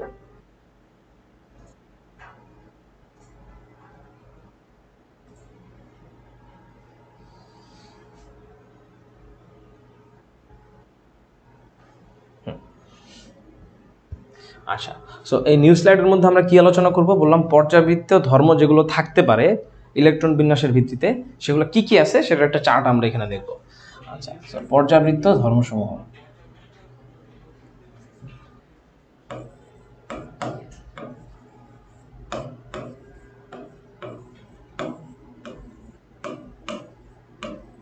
ঠিক আছে, আমরা তখন কিন্তু ব্লক সিস্টেম ইলেকট্রনগুলো দেখতেছিলাম, এখন হচ্ছে আমরা পর্যাবৃত্ত ধর্ম কি কি হতে পারে, গ্রুপের উপর থেকে নিচে এবং পর্যায় সারণীর বাম থেকে ডানে গেলে কিভাবে পর্যাবৃত্ত ধর্মগুলো পরিবর্তিত হয় সেটাও দেখব। আচ্ছা, আমি একটু দেখি তোমরা কমেন্টে কি কি প্রশ্ন করতেছো। আচ্ছা, সো এখানে পারদকে অবস্থান্তর মৌল হবে কিনা। আচ্ছা, সো অবস্থান্তর মৌল হওয়ার যে শর্ত আমি কিন্তু তোমাদের অলরেডি বলে দিছি। অবস্থান্তর মৌলের ক্ষেত্রে তোমাদের এর সুস্থিত আয়নটা দেখতে হবে, দেন সুস্থিত আয়নের ইলেকট্রন বিন্যাসটা করে দেখতে হবে যে ইলেকট্রন ডি এর 1 থেকে 9 এর মধ্যে থাকে কিনা। সিম্পল বিষয়। আচ্ছা,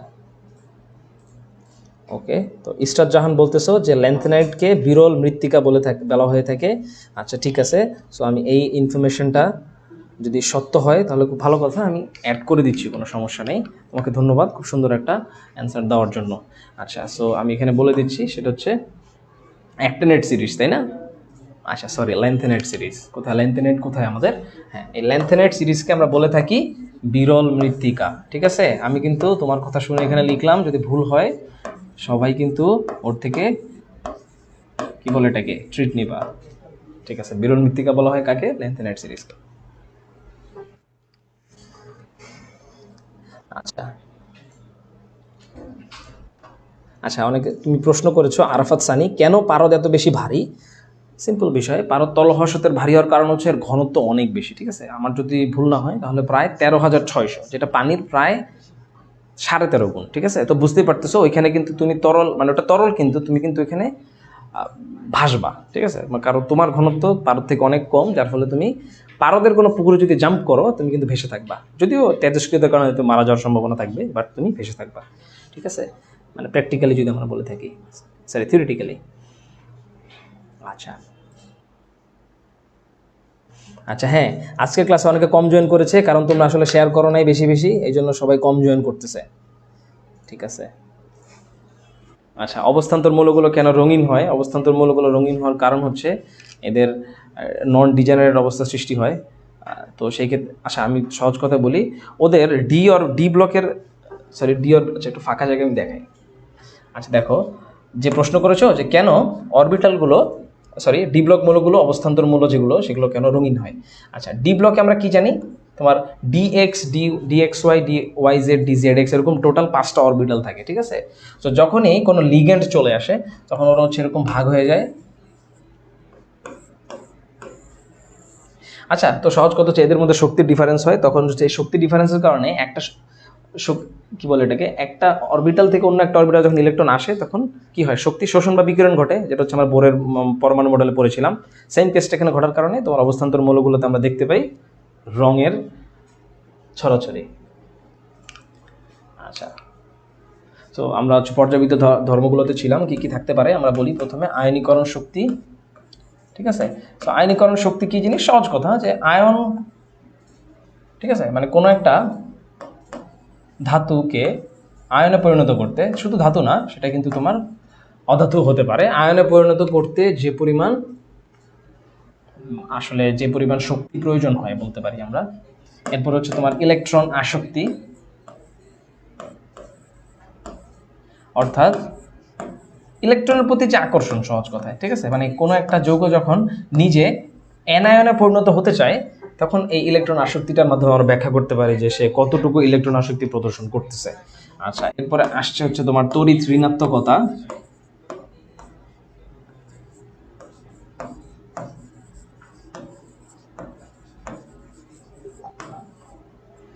ফাইন, এন্ড দেন হচ্ছে আর কি কি থাকতে পারে বলো, গলনাঙ্ক স্ফুরণাঙ্ক সবকিছুই থাকবে। আজকের ক্লাসটা কিন্তু খুব বেশি মজার না হয়তো বা একটু বোরিং, বাট তারপরও এই চ্যাপ্টার যেহেতু আমাদের সিলেবাসে আছে আমাদের কিন্তু ঠিকই পড়তে হবে। আচ্ছা সুস্থিত বিন্যাস বের করবো কিভাবে, সুস্থিত আয়নগুলো তোমাদের জানা থাকতে হবে আগে থেকে। যেমন আমি বললাম যে স্ক্যান্ডিয়ামের ক্ষেত্রে 3+, আয়রনের ক্ষেত্রে 3+, ঠিক আছে, আয়রনের ক্ষেত্রে 2+, কপারের ক্ষেত্রে 2+, ঠিক আছে। কপারে কিন্তু 1+, 2+ দুইটাই আছে। যে প্রশ্নটা করেছো হচ্ছে তুমি আশরাফুল ইসলাম, তো আশা করি তুমি অ্যান্সারটা পেয়েছো। সুস্থিত আয়নটা তোমার কিন্তু আগে থেকে জানা থাকতে হবে, ঠিক আছে, এটা এক্সপিরিয়েন্স থেকে বা তুমি অভিজ্ঞতা বা বইয়ে পাবে, সেখান থেকে ব্যবহার করবে। খুব বেশি জানা থাকা দরকার নাই, তুমি হচ্ছে স্ক্যান্ডিয়াম থেকে জিঙ্ক পর্যন্ত জানলেই হয় আর কি। দেন ওই সকল সুস্থিত আয়নটা খুব নর্মাল ইলেকট্রন বিন্যাস করলেই হবে, ঠিক আছে। না আজকে অধ্যায় শেষ করা হবে না, এত বড় অধ্যায় কখনোই শেষ করা সম্ভব না। আমরা হচ্ছে মেনলি পর্যাবৃত্ত ধর্ম এবং অরবিটালের অধিক্রম সম্পর্কে আলোচনা করবো আজকে, ঠিক আছে। নেক্সট ক্লাসে হচ্ছে আমরা সংকরণ সম্পর্কে আলোচনা করবো, মোস্ট ইম্পর্টেন্ট পার্ট যেটা, ঠিক আছে, সেটাকে আমরা আলাদা ক্লাসে রাখছি। আচ্ছা আয়োনাইজেশন এনার্জি কি মুখস্থ করবো কিনা, আচ্ছা তুমি না কোনো দরকার নাই, যে প্রশ্নটা করেছো আয়োনাইজেশন এনার্জি মুখস্থ করার কোনো প্রয়োজন কিনা, না জাস্ট হচ্ছে আমরা কিভাবে উপর থেকে নিচে বাড়তেছে কমতেছে সেটা মনে রাখলেই হবে, এত বেশি ভ্যালু মুখস্থ করার কোনো প্রয়োজন নাই, এগুলো আসে এক এক বই এক এক রকম থাকে। আচ্ছা সো আমরা পর্যাবৃত্ত ধর্মের প্রথমটায় চলে যাই, সেটা হচ্ছে আয়নীকরণ শক্তি। দেখো এখানে খুব সুন্দর করে সংজ্ঞাটা দেওয়া আছে যে গ্যাসীয় অবস্থায় কোনো মৌল বিচ্ছিন্ন, আচ্ছা দাঁড়াও এখানে অনেক কিছু লেখা আছে, আমাদের আসলে এত কিছু বোঝার কোনো প্রয়োজন নেই, জাস্ট আমাদের কয়েকটা জিনিস মনে রাখতে হবে যে কি পরিমাণ শক্তির প্রয়োজন, ঠিক আছে, মানে শক্তির প্রয়োজন মানে কি, সে কিন্তু শোষণ করবে, তার মানে আয়নীকরণ শক্তি সাধারণত পজিটিভ হয়, ঠিক আছে। আচ্ছা এটা হচ্ছে মেইন পয়েন্ট। আরেকটা পয়েন্ট হচ্ছে আমরা কি বলতেছি যে হ্যাঁ একটি ইলেকট্রন সরিয়ে, হ্যাঁ পুরো কথাটা তুমি বুঝলেই মানে মুখস্থ কোনো সমস্যা নেই, বাট বুঝতে হবে আমাদের কি ঘটতেছে এখানে। এখানে আয়নীকরণ শক্তিতে মেইন কি হচ্ছে, ইলেকট্রন সরানো হচ্ছে এবং যার ফলে আমাদের শক্তি প্রয়োজন হচ্ছে, ঠিক আছে, বাইরে থেকে শক্তি দিতে হচ্ছে, তার মানে এটা একটা তাপহারী বিক্রিয়া এবং ইলেকট্রন সরানোর কারণে তোমার ধনাত্মক আয়নে পরিণত হচ্ছে। সো তিনটা কি পয়েন্ট, ঠিক আছে, ইলেকট্রন সরবে, ধনাত্মক আয়নে পরিণত হবে এবং এটা একটি তাপহারী বিক্রিয়া, যেটা এখানে আমরা বলে দিছি। আচ্ছা এবং এটা যে তাপহারী বিক্রিয়া সেটা কিন্তু আমরা ভ্যালুর মাধ্যমেও দেখতে পাই। দেখো এখানে ΔH এর ভ্যালু হচ্ছে পজিটিভ এবং এই আয়নীকরণ শক্তি যখন আমরা বের করতে চাই তখন সাধারণত কোনো একটা ধাতুই তোমার ক্যাটায়নে পরিণত হয়। সো এই তিনটা বিষয় এখানে লক্ষ্য রাখতে হবে, তাপহারী বিক্রিয়া, ক্যাটায়ন তৈরি হয়, ইলেকট্রন কি বলে এটাকে, ইলেকট্রন সরাতে হয়, ঠিক আছে, বাইরে থেকে শক্তি প্রয়োগ করে। আচ্ছা সো আয়নীকরণ শক্তির তোমার যদি একটা গ্রাফ দেখো, এখানে মোটামুটি একটা গ্রাফ দেখানো হয়েছে, দেখো নিচে হচ্ছে নিউক্লিয়ার চার্জ, সহজ কথা হচ্ছে পারমাণবিক সংখ্যা, হ্যাঁ 1 থেকে 11 পর্যন্ত, অর্থাৎ হাইড্রোজেন থেকে আমরা সোডিয়াম পর্যন্ত দেখতেছি। তো তুমি যদি একটু সিরিয়ালি লক্ষ্য করো, আমরা এই সিরিয়ালটা একটু পরে দেখি, এই লিথিয়াম থেকে তোমার এই পর্যন্ত, হ্যাঁ এটা পুরোটা কিন্তু গ্রুপ 2, হ্যাঁ সবাই হচ্ছে গ্রুপ 3 দিয়ে ব্যাখ্যা করে, আমি গ্রুপ 2 দিয়ে দেখাচ্ছি, সমস্যা নেই, একই কথা। সো এখানে যদি তুমি একটু লক্ষ্য করো, তোমার লিথিয়াম থেকে বেরিলিয়াম পর্যন্ত কি হচ্ছে, বেড়ে যাচ্ছে, আবার হঠাৎ করে কমে গিয়ে আবার বেড়ে গেল। এই তার মানে কি এই দুইটা জায়গায় কিন্তু একটা ভেজাল হচ্ছে, তাই না? তারপরে এরপরে জাস্ট তুমি যত বাম থেকে ডানে যাচ্ছ, অর্থাৎ তোমার পারমাণবিক সংখ্যা বৃদ্ধি করতেছো, নর্মালি কিন্তু বাড়তেছে। জাস্ট দুইটা কেজে পরিবর্তন হয়েছে। তো আয়নীকরণ শক্তি মনে রাখার একটা ছন্দ, মানে একটা কি বলে এটাকে শর্টকাট ফর্মুলা যদি আমরা বলি যে আয়োনাইজেশন এনার্জি আইই, ঠিক আছে, এইটা হচ্ছে তোমার অ্যাটমিক সাইজের ব্যস্তানুপাতিক। আচ্ছা, অর্থাৎ তোমার কোনো একটা পরমাণুর আকার যত ছোট হবে তার আয়নীকরণ শক্তি তত বেশি হবে। এখন কথা হচ্ছে বাম থেকে ডানে গেলে তো তোমার ইলেকট্রন বৃদ্ধি পায়, তাহলে সেটার আকার কিভাবে ছোট হচ্ছে? সহজ কথা, বাম থেকে ডানে কিন্তু শক্তি স্তর বৃদ্ধি পাচ্ছে না, কিন্তু ইলেকট্রন বৃদ্ধি পাচ্ছে। বিষয়টা একটা এরকম, একটা চুরির মধ্যে তুমি যত বেশি পুঁতি বসাবে তত জায়গা কিন্তু কমে যাবে, ঠিক আছে? তো সেম বিষয়ে তোমার বাম থেকে ডানে যত যাচ্ছে, ইলেকট্রন বেশি থাকার কারণে একই শক্তি স্তরে তোমার কিন্তু জ্যাম বেশি হচ্ছে, যার ফলে আকার ছোট হয়, এবং আকার ছোট হওয়ার কারণে তোমার আয়োনাইজেশন এনার্জি সেটা কিন্তু বৃদ্ধি পায়, ঠিক আছে? বাট কেস হচ্ছে বেরিলিয়াম, বোরন আর নাইট্রোজেন অক্সিজেনের ক্ষেত্রে। সো এইটাও তোমরা ক্লাস 9-10-এ পড়ে আসার কথা। দেখো এখানে সুন্দর করে অ্যান্সারটা আমি এখানে দিয়ে দিছি যে বেরিলিয়াম থেকে বোরনের কেন কম।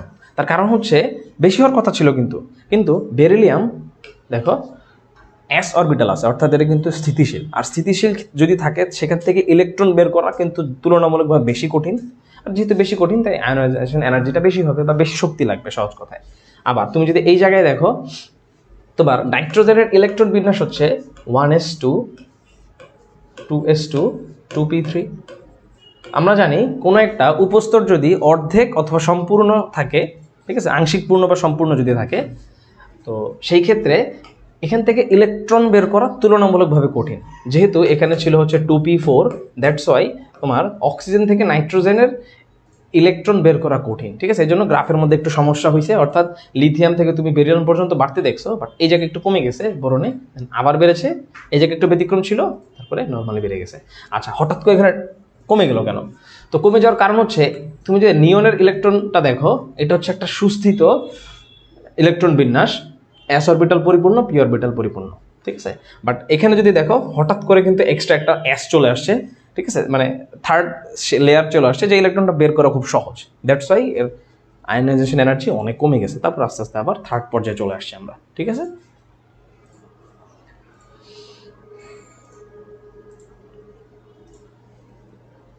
আচ্ছা, সো অলরেডি অনেকে প্যারাচুম্বকে চলে গেছো। সো চুম্বকত্ব সহজ কথা আমি বলি, ডি অরবিটালের যে যৌগগুলো থাকে, তুমি যখন ইলেকট্রন বিন্যাস করবে, তার ইলেকট্রন যদি বিজোড় সংযোগ থাকে তখন আমরা এদেরকে বলতে পারি প্যারাচুম্বক, অথবা কখনো কখনো অতিরিক্ত বিজোড় ইলেকট্রন থাকে তখন এটাকে ফেরোচুম্বক বলে থাকি, ঠিক আছে? আচ্ছা আচ্ছা, ঠিক আছে, তোমরা কমেন্টে অ্যাক্টিভ থাকো, তোমাদের প্রশ্নগুলো বলো, আমি অবশ্যই দেখতেছি। আর তোমাদের যদি মনে হয় কোনো বন্ধুকে এখনো মেনশন দেওয়া বাকি আছে, তাদেরকে মেনশন করে দাও। না, আচ্ছা, ঠিক আছে। ওকে, সো আয়োনাইজেশন এনার্জি সম্পর্কে তোমাদের মোটামুটি আইডিয়া চলে আসছে। আয়োনাইজেশন এনার্জির আমি সামারিটা এখানে আরেকবার বলে দিচ্ছি। সেটা কি বললাম আমি, যে আয়োনাইজেশন এনার্জি এইটা হচ্ছে তোমার অ্যাটমিক সাইজের ব্যস্তানুপাতিক।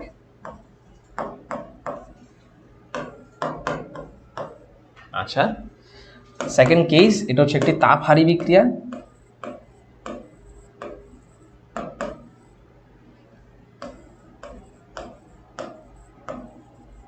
আচ্ছা, আরেকটা কি দেখলাম আমরা, যে বেরিলিয়ামের আয়োনাইজেশন এনার্জি বেশি, আবার এদিকে নাইট্রোজেনের আয়োনাইজেশন এনার্জি বেশি। এগুলো হচ্ছে আমরা এখান থেকে বুঝতে পারলাম। আচ্ছা, তো দেখো এখানে আমরা ভ্যালিউর মাধ্যমে কিছু বোঝানোর চেষ্টা করছি, লিথিয়াম থেকে নিয়ন পর্যন্ত কিভাবে তোমার আয়োনাইজেশন এনার্জিগুলো চেঞ্জ হচ্ছে। তুমি যদি E1 দেখো, E1 মানে হচ্ছে একটা ইলেকট্রন সরানোর জন্য কি পরিমাণ শক্তি লাগবে, E2 মানে হচ্ছে দুইটা ইলেকট্রন, E3 মানে হচ্ছে তিনটা ইলেকট্রন সরানোর জন্য কি পরিমাণ শক্তি বাইরে থেকে দিতে হবে। তো দেখো তুমি যদি E1টা একটু লক্ষ্য করো, নর্মালি দেখো লিথিয়াম থেকে বেরিলিয়ামে একটু বেড়েছে, হঠাৎ করে কমে গেছে, দেন বাড়তেছে, এই জায়গায় একটু কমে গেছে, ঠিক আছে? এটা কিন্তু একদম মানে প্র্যাকটিক্যালি টেস্ট করে ভ্যালুগুলো বসানো হচ্ছে, ঠিক আছে? অ্যান্ড দেন হচ্ছে তোমার এখানে আবার আমরা দেখতেছি বাড়তেছে, সিম্পল বিষয়। বাট তুমি যদি সেকেন্ড কেসটা দেখো, সেকেন্ড কেসে একটু উল্টাপাল্টা হচ্ছে। সো আমাদের সেকেন্ড কেসগুলো আসলে খুব বেশি অবজার্ভ করার দরকার নাই, ওইখানে এক্সপ্লেন করতে গেলে বিষয়টা একটু ঝামেলা হবে। তোমাদের ইলেকট্রন বিন্যাসের সাপেক্ষে এবং কোনটা বেশি স্থিতিশীল সেটার সাপেক্ষে ব্যাখ্যা করতে হবে। সহজ কথা হচ্ছে, কোনো একটা মৌল যদি কম্পারেটিভলি বেশি স্থিতিশীল হয়, ঠিক আছে, তার আয়নীকরণ শক্তি কিন্তু বেশি হবে। এটা হচ্ছে একদম সামারাইজ অ্যান্সার। আচ্ছা,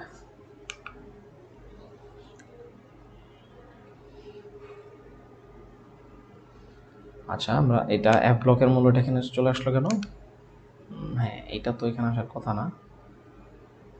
আচ্ছা, ও হ্যাঁ, এটা ইলেকট্রন আসক্তি হবে, একটু ভুল হয়েছে, এটা এফ ব্লক মৌল না, এটা হচ্ছে তোমার ইলেকট্রন আসক্তি, ঠিক আছে। আচ্ছা, তোমরা অনেকে বলেছো যে ইংলিশ টার্মগুলো যেন ইউজ করা হয়। সো ইলেকট্রন আসক্তি মানে হচ্ছে ইলেকট্রন অ্যাফিনিটি, ঠিক আছে। আর তড়িৎ ঋণাত্মকতার ইংলিশ হচ্ছে ইলেকট্রোনেগেটিভিটি। এখন থেকে আমি চেষ্টা করবো এই টার্মগুলো ইউজ করতে, যাতে তোমরা ইংলিশ ভার্সনে আসো তারা বুঝতে পারো।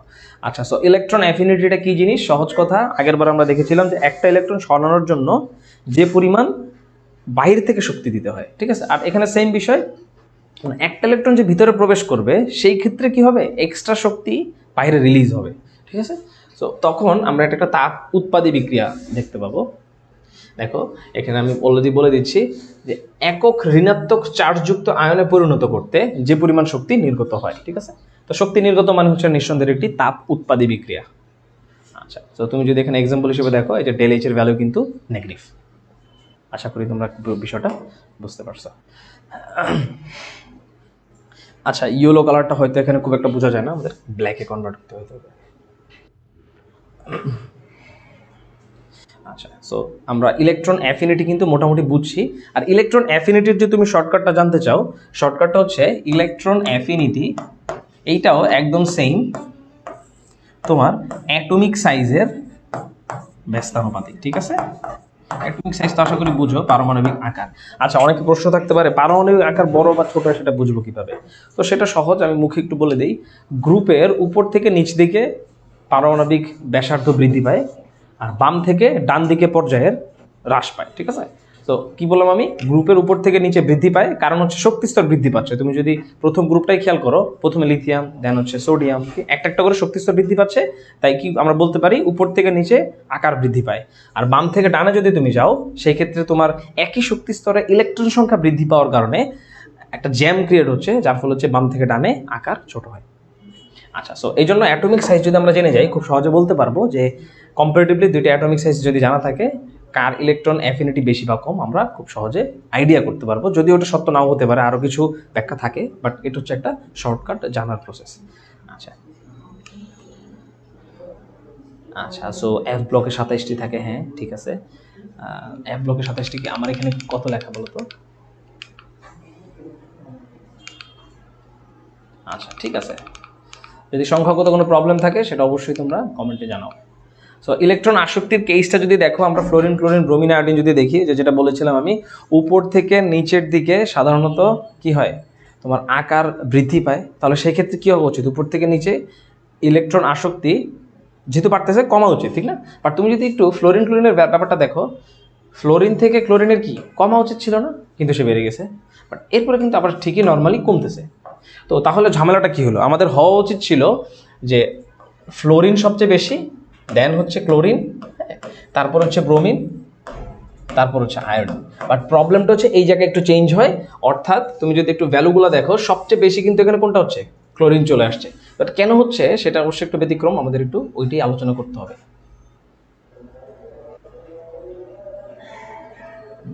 সো আমাদের এখানে হবে হচ্ছে ক্লোরিন, দেন হচ্ছে ফ্লোরিন, এইটা হচ্ছে রাইট। সো এটা কেন, তুমি যদি একটু ইলেকট্রন বিন্যাস দেখো তাহলে বুঝতে পারবা। ফ্লোরিনের ইলেকট্রন বিন্যাস হচ্ছে 1s2 2s2 2p। আচ্ছা, আর তুমি যদি ক্লোরিনের ক্ষেত্রে দেখো, এখানে নিয়ন আমি লিখতেছি, অ্যান্ড দেন হচ্ছে 3s2 3p। আচ্ছা, তুমি একটা জিনিস খেয়াল করো যে এখানে কিন্তু কমপ্লিট ডি ব্লক যেটা, সরি ডি উপস্তর যেটা কিন্তু ফাঁকা, এফে কিন্তু কোনো ফাঁকা নাই। সো ইলেকট্রন আসক্তি মানে আমরা কি জানি, বাইরে থেকে একটা ইলেকট্রন যখন আসবে সে কত সহজে প্রবেশ করতে পারবে, বাট ফ্লোরিনের ক্ষেত্রে যদিও নিউক্লিয়াসের থেকে ডিস্টেন্সটা অনেক কম, হ্যাঁ মানে সেকেন্ড স্টেজের ডিস্টেন্সটা অনেক কম, যার ফলে ইলেকট্রন সহজে আকৃষ্ট হবে, কিন্তু এখানে জায়গা কম থাকার কারণে আকৃষ্ট সত্ত্বেও সে কিন্তু সহজে প্রবেশ করতে পারবে না, ঠিক আছে। বাট তুমি যদি ক্লোরিনের ক্ষেত্রে খেয়াল করো, ক্লোরিনের জায়গা বেশি, সো কম্পারেটিভলি আকর্ষণ কম হইলেও যেহেতু জায়গা বেশি খুব সহজে সে বসে যাবে, ঠিক আছে। এই কেসটার কারণে বা এই কারণটার কারণে, হ্যাঁ মানে মেইন অ্যান্সারটা কি, কেন আসলে ক্লোরিনের আয়নীকরণ ইলেকট্রন আসক্তি বেশি, তার কারণ হচ্ছে ক্লোরিনের এক্সট্রা ডি সাবশেল আছে, যেই সাবশেলটা দিয়ে সে এক্সট্রা ইলেকট্রনগুলোকে ধারণ করতে পারে, ঠিক আছে। এটা হচ্ছে অ্যান্সার। বাট যদি তোমাদেরকে প্রশ্ন করে যে তড়িৎ ঋণাত্মকতা কার বেশি, সেটা কিন্তু অবশ্যই ফ্লোরিনের হবে, কারণ ফ্লোরিনের নিউক্লিয়াস সাইজ এখানে শক্তিস্তর ছোট হয়, খুব সহজ ইলেকট্রন আকর্ষণ করে, ঠিক আছে। আচ্ছা, তো আমরা দেখতে দেখতে প্রায় স্লাইডের মাঝখানে চলে আসছি। তো এখানে আমি একটা জিনিস একটু বলবো, তোমরা যারা ক্লাস করতেছো, হ্যাঁ তো ক্লাস শুধু করলে হবে না, নিজেদেরকে কি করতে হবে, যাচাই করতে হবে। তো যাচাই করার জন্য অবশ্যই তোমাদের বেশি বেশি পরীক্ষা দিতে হবে এবং তোমাদের যে প্রবলেমগুলো থাকে সেটা কিন্তু সলভ করে নিতে হবে। তো সেই জন্য অবশ্যই রুটস থেকে HSC 21 মডেল টেস্টের একটা সাবস্ক্রিপশন বেস ক্লাস মানে কোর্স চলতেছে, অনেক হিউজ ডিসকাউন্ট চলতেছে, ঠিক আছে। মাত্র 777 টাকায় তুমি কি কি পাবে যদি দেখো, তাহলে কিন্তু অবশ্যই তোমার ক্লাসটা নেওয়ার ইচ্ছা লাগার কথা। খেয়াল করো এখানে কি বলছে, প্রায় বিষয়ভিত্তিক আমরা 63টি পরীক্ষা নিব, হ্যাঁ উইকলি কিন্তু 12টি লিখিত পরীক্ষা থাকবে, দেন মডেল টেস্ট পেপার সলভ থাকবে, তুমি কিন্তু প্রাইভেট গ্রুপে তুমি ডাউট ক্লিয়ার করতে পারবে, মেরিট লিস্ট থাকবে, যে সকল পরীক্ষা এখন হয়নি তুমি যদি একসাথে দাও সেক্ষেত্রে তুমি কিন্তু মেরিট লিস্ট পাবে, ইভেন 43টা ডেইলি এক্সাম থাকবে। সো এক্সাম কিন্তু অনেক বেশি, তো তোমার যে ক্লাসগুলো হচ্ছে তুমি কিন্তু নিজেকে খুব সহজে যাচাই করতে পারবে। ইভেন শুধু এক্সাম হবে এরকম না, তুমি কিন্তু এখানে টোটাল সর্বমোট বিষয়ভিত্তিক 106টা ক্লাস পাচ্ছ, হ্যাঁ টেস্ট পেপার সলভের জন্য আলাদা ক্লাস আছে, শুধু পরীক্ষা হবে এরকম না, সেগুলো সলভ করা হবে, মডেল টেস্টের জন্য সলভ ক্লাস থাকবে, ঠিক আছে, শর্ট সিলেবাসের জন্য ক্লাস করানো হবে, অবশ্যই রেকর্ডেড ক্লাস, বাট তুমি যখন খুশি দেখে নিতে পারতেছো। আচ্ছা, আশা করি বিষয়টা বুঝতে পেরেছো। তো এত কিছু তুমি একসাথে যদি পাও এত কম ডিসকাউন্টে, তোমার জায়গায় আমি হলে কিন্তু আমি ঠিকই নিতাম। সো আমি আর কিছু বলতেছি না তোমাদের নেওয়া উচিত কিনা। আচ্ছা, সো তড়িৎ ঋণাত্মকতা। তো তড়িৎ ঋণাত্মকতা মেইনলি তোমার ইলেকট্রন আসক্তির মতো একটা বিষয়, বাট সংখ্যাটা যদি তুমি দেখো তাহলে বুঝতে পারবে এখানে কি হচ্ছে। এখানে মেইনলি দেখো, কোনো সমযোজী যৌগের অণুতে উপস্থিত দুটি ভিন্ন মৌলের পরমাণুর মধ্যে শেয়ারকৃত যে বন্ধন, হ্যাঁ সেটা নিজের দিকে আকর্ষণ করার ক্ষমতাটা। তো বিষয়টা কিরকম, যদি তুমি একটু পানিটা দেখো তাহলে বুঝতে পারবা।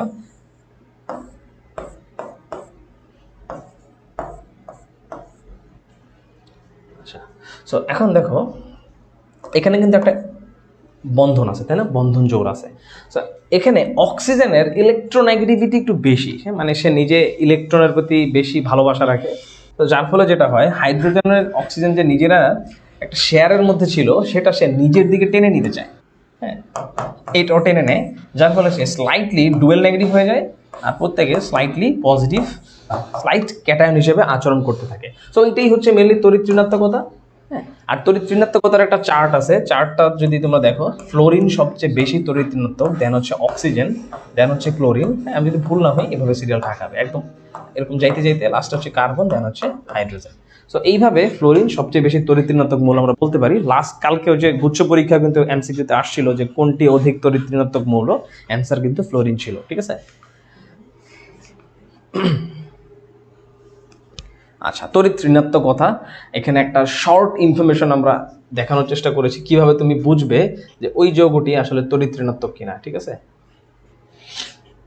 বা ওই যৌগের মধ্যে আসলে তড়িৎ ঋণাত্মকতা থাকবে কিনা। তোমাকে প্রথমত ইলেকট্রোনেগেটিভ ভ্যালু যেগুলো আছে মানে প্রতিটা যৌগের, যেমন আমি যদি বলি, যেমন সাপোজ মনে করো কার্বন ডাইঅক্সাইড,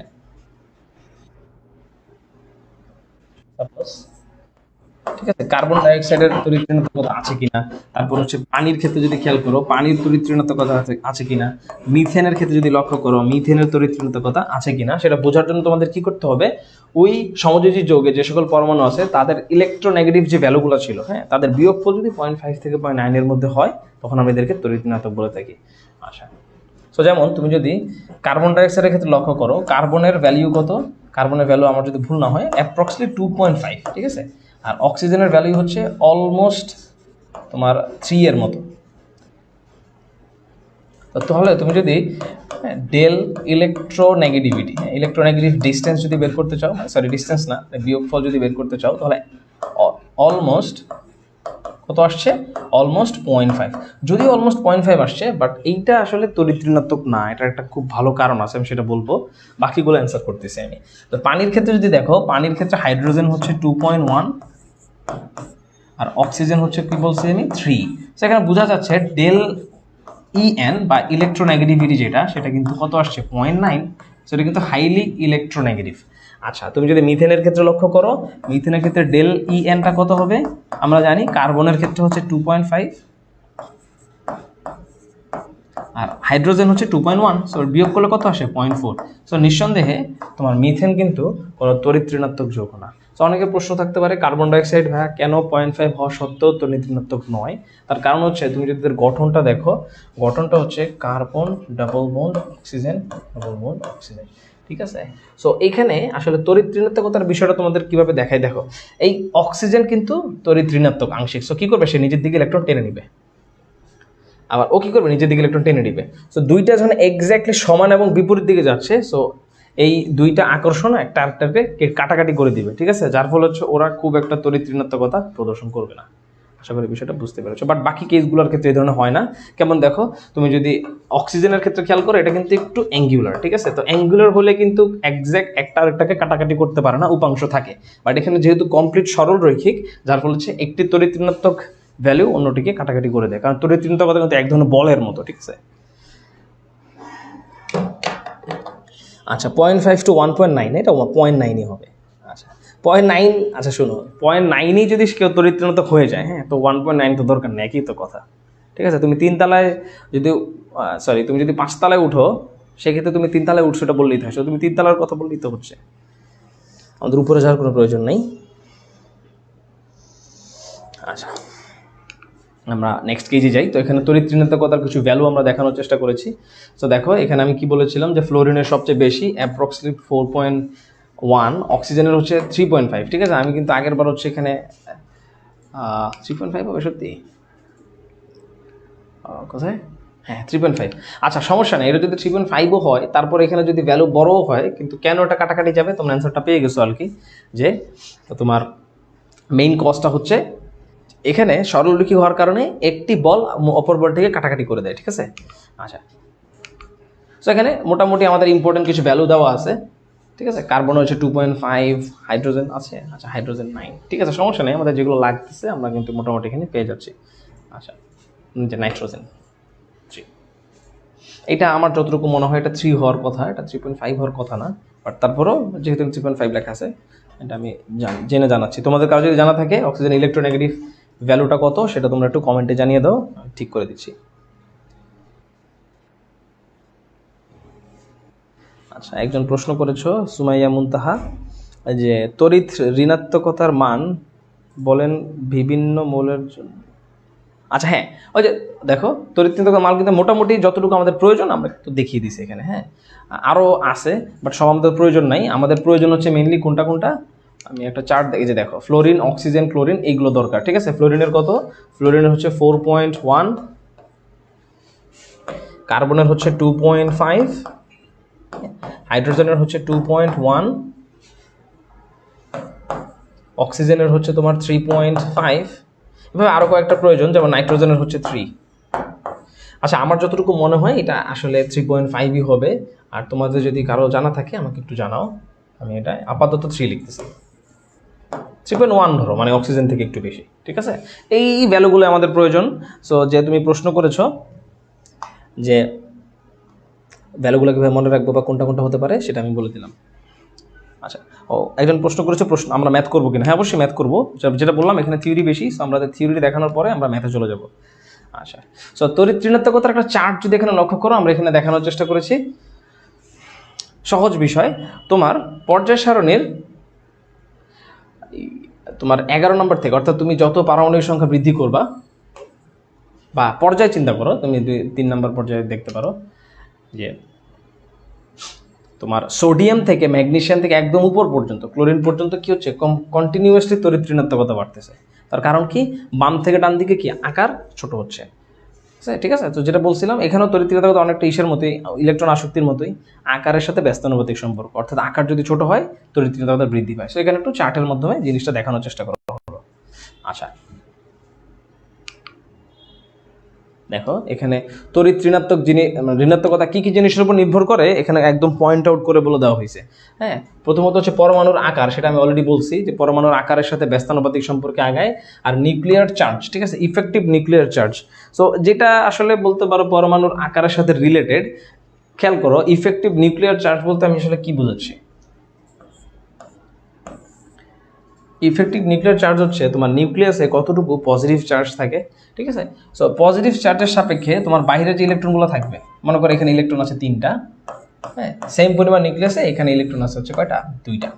সো এখন খেয়াল করো, এই নিউক্লিয়াস দ্বারা কিন্তু ইলেকট্রনগুলো বেশি আকর্ষিত হবে, বেশি সংকুচিত হবে। সো দিন শেষে আকারটা কী হবে, ছোট হয়ে যাবে। সো ছোট হইলে আমরা বলতে পারি যে যেহেতু আকার ছোট, তার তড়িৎ ঋণাত্মকতা বেশি। সো এখানে কিন্তু ইফেক্টিভ নিউক্লিয়ার চার্জ বা তোমার সহজ কথা হচ্ছে পজিটিভ চার্জের সংখ্যা কিন্তু ভালোভাবে তোমার ভূমিকা রাখে। সেই মতে ইলেকট্রন বিন্যাসের মাধ্যমেও আমরা তড়িৎ ঋণাত্মকতার পার্থক্যটা বুঝতে পারি, ঠিক আছে। আচ্ছা, তো আমাদের কিন্তু মোটামুটি থিওরির একদম লাস্টের দিকে চলে আসছি আমরা। এখন আমরা পর্যাবৃত্ত ধর্মের গলনাঙ্ক স্ফুরণাঙ্ক অনেকে জিজ্ঞেস করতে পারো, যেগুলো কেন দেখালাম না, কারণ ওইটা আসলে খুব বেশি স্টেবল না। ম্যাক্সিমাম ক্ষেত্রেই তোমার হচ্ছে তড়িৎ কি বলে এটাকে, তুমি ইলেকট্রন বিন্যাসের মাধ্যমে ব্যাখ্যা করতে পারবা। হ্যাঁ, তুমি ব্যাখ্যা করতে যা দেখবে মাঝখানে চেঞ্জ হয়ে যাচ্ছে, ঠিক আছে, ভ্যালুগুলো চেঞ্জ হচ্ছে। সো ওইটা খুব বেশি একটা মনে রাখার প্রয়োজন নেই। ম্যাক্সিমাম ক্ষেত্রে যেগুলো আসে আমরা সেগুলো দেখানোর চেষ্টা করলাম। আচ্ছা,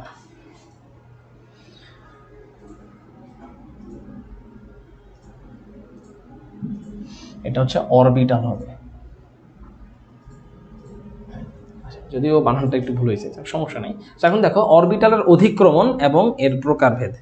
আচ্ছা, সো এখানে তোমার অরবিটালের অধিক্রমণ বলতে আমরা আসলে কি বুঝতেছি, এখানে খুব সুন্দর করে সংজ্ঞাটা কিন্তু দেওয়া আছে।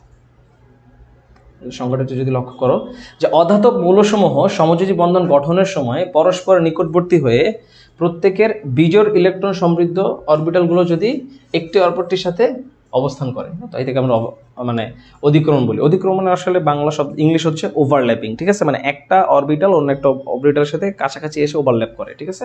সো এটা আমি বলে দিব, এটা হচ্ছে অরবিটাল ওভারল্যাপিং। ওভারল্যাপিং, ঠিক আছে। অনেকে অধিক্রমণ শব্দটা বাংলাতে বুঝতে পারছো না, ইংলিশটা দেখলে বুঝতে পারবে। আচ্ছা, সো এই অধিক্রমণ কিন্তু বেশ কয়েক রকম হতে পারে। তার মধ্যে একটা হচ্ছে যদি এস অরবিটালের সাথে এস অরবিটালের অধিক্রমণ হয়, তখন এটাকে বলা হয় এস এস ওভারল্যাপিং। হ্যাঁ, এবং এটা দেখতে অনেকটা তখন ডাম্বেলের মতো হয়ে যায়, ঠিক আছে। যদি লক্ষ্য করো, এটা একটু কালারটা চেঞ্জ করি আমি, ঠিক আছে। দেখো এটা কিন্তু কি হচ্ছে, একদম ডাম্বেল সাইজের হয়ে গেছে। আচ্ছা, ঠিক আছে। তো এই বিষয়টা আশা করি তোমরা বুঝতে পেরেছো। এটা রাবার কোথায়, সিম্পল বিষয়, একদমই সিম্পল জিনিস। আচ্ছা, সো এরকম অতিক্রমণ কিন্তু বেশ কয়েকটা হতে পারে। এস এস অতিক্রমণ হতে পারে, এসপি হতে পারে, পিপি হতে পারে, ঠিক আছে। ডি অরবিটাল আবার হবে না। আচ্ছা, সো দেখো এখানে যখন কোনো পরমাণুর বিজোড় ইলেকট্রন বিশিষ্ট এস অরবিটালটি অপর পরমাণুর বিজোড় এবং বিপরীত স্পিন বিশিষ্ট পি অরবিটালে মিশ্রিত হয়, তখন এটাকে আমরা বলে থাকি এসপি অধিক্রমণ। এবং এটা দেখতে কেমন হবে তোমরা একটু বুঝতে পারতেছো আশা করি। এস এর সাথে পি জাস্ট পাশাপাশি রেখে দিলে যা হয়, ঠিক আছে। অবশ্যই খেয়াল রাখতে হবে তোমার স্পিন যেন সেম থাকে, অর্থাৎ তুমি যদি এটা এরকম সোজা করে বসাও তাহলে কিন্তু হবে না, ঠিক আছে। আচ্ছা, পি অরবিটাল কিন্তু 3 ধরনের, p x, p y, p z. সাধারণত আমরা কি করবো, দুইটা একই এক্সিস বরাবর থাকে, অর্থাৎ এক্স এক্সিস বরাবর যদি আমরা বসাতে চাই সেভাবে বসাবো, অথবা ওয়াই বরাবর বসাবো, অথবা জেড বরাবর বসাবো, ঠিক আছে। এইভাবে অতিক্রমণ করতে হবে এসপি অরবিটাল, এসপি ওভারল্যাপিং এর ক্ষেত্রে। আচ্ছা, আর পিপি মানে কি বলে এটাকে, পিপি ওভারল্যাপিংটা কীরকম হবে দেখো, এই যেখানে খুব সুন্দর করে বলে দিছে যে যখন বিজোড় ইলেকট্রন বিপরীত স্পিন বিশিষ্ট পি অরবিটাল মিশ্রিত হয়, তখন এটাকে আমরা বলে থাকি পিপি ওভারল্যাপিং। আচ্ছা, সো বিষয়টা কীরকম, দেখতে কীরকম তোমরা যদি একটু লক্ষ্য করো, পিপি ওভারল্যাপ করার পরে, ঠিক আছে, এইভাবে সোজা করে লেখা হয়েছে, তো এটা এইভাবে ওভারল্যাপ হবে। সো এই যে ওভারল্যাপ হলে মাঝখানে তোমার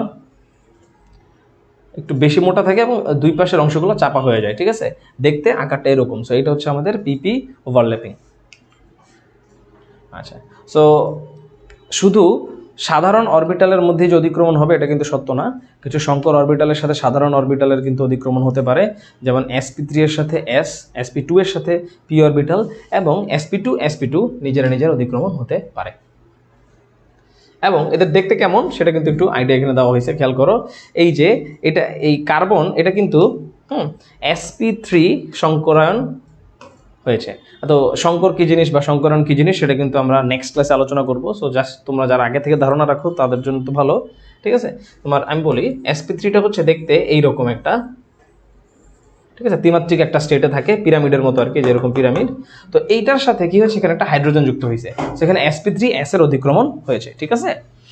আচ্ছা, সেই মইতে তোমার sp2 এর সাথে হতে পারে, তোমার sp2 হতে পারে। এগুলো চিত্রগুলো দেখতে কেমন সেটা জেনে রাখা ভালো, বাট সিকিউর ক্ষেত্রে এগুলো খুব বেশি আসে না, বাট যেহেতু এগুলো আমাদের টপিকের মধ্যে ছিল আমরা আলোচনা করে আগাচ্ছি। আচ্ছা আচ্ছা ঠিক আছে। সো এখন দেখো আমাদের যে অসংকর অরবিটালের অধিক্রমণ, এটা কি বুঝি আমরা। তো সহজ কথা হচ্ছে তোমার পাই বন্ধন সিগমা বন্ধন সম্পর্কে আমরা এখানে আলোচনা করব। আচ্ছা, সো দুটি যদি সাধারণ অরবিটালের অধিক্রমণ ঘটে, হ্যাঁ, যাও আমি একটু ব্যাখ্যা দিয়ে বুঝাই। সাপোজ মনে করো এটা হচ্ছে তোমার ইথিন, এটা সম্ভবত আমি লাস্ট ক্লাসে কিন্তু একটু এক্সপ্লেন করছিলাম তোমাদের গুচ্ছ সমাধানের ক্ষেত্রে। সেটা হচ্ছে পাই বন্ধন কখনোই সংকর অরবিটালগুলোর মধ্যে হয় না, ঠিক আছে। তো সেই ক্ষেত্রে তোমার এখানে একটা থাকে হচ্ছে সিগমা বন্ধন, আরেকটা থাকে হচ্ছে পাই বন্ধন। সিগমা বন্ধন হচ্ছে যে আমাদের যে যদি ডবল বন্ড বা ট্রিপল বন্ড থাকে কোনো জৈব যৌগের ক্ষেত্রে, তখন প্রথম বন্ড হচ্ছে সবচেয়ে শক্তিশালী হয়, এই জন্য এটার নাম হচ্ছে, এই জন্য না আসলে এটার নাম এই জন্য দেওয়া হচ্ছে সিগমা। আর এরপরে যত দ্বিবন্ধন বা ত্রিবন্ধন থাকে তাদেরকে নাম দেওয়া হচ্ছে পাই বন্ধন। আর পাই বন্ধন কখনোই কোনো কোনো সংকর অরবিটালের মধ্যে অধিক্রমণের মাধ্যমে হয় না, কিন্তু সিগমা বন্ধন কিন্তু অবশ্যই সংকর অরবিটালের অধিক্রমণের মাধ্যমে হয়ে থাকে, ঠিক আছে। যেমন এখানে তোমার এটা হচ্ছে তোমার sp2, এই কার্বনটা হচ্ছে তোমার sp2, হ্যাঁ। তো এই sp2 অধিক্রমণ হচ্ছে এই যে এইটার মতো আর কি, যে ঠিক আছে, sp2 অধিক্রমণ হতে পারে, আবার sp3s ও হতে পারে, সেটাও কিন্তু আমি দেখিয়ে দিয়েছি।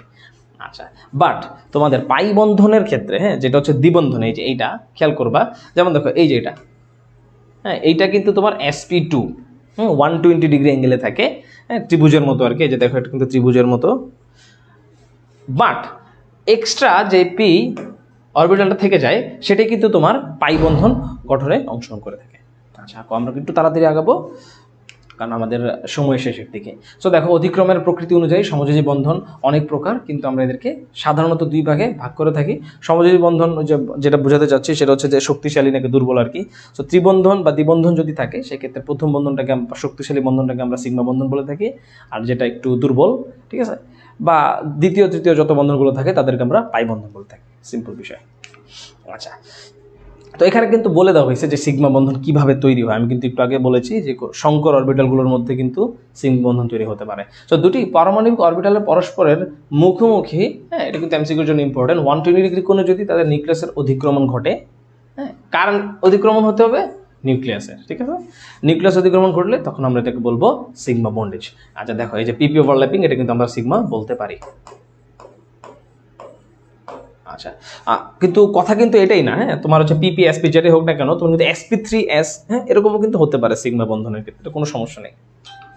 আচ্ছা, পাই বন্ধন কি? পাই বন্ধন হচ্ছে সাইড বাই সাইড ওভারল্যাপ, ঠিক আছে, এরকম পাশ থেকে ওভারল্যাপ হয়, তুমি দেখতে পাচ্ছ এখান থেকে ওভারল্যাপ হচ্ছে, এখান থেকে লেগে যাচ্ছে, হ্যাঁ।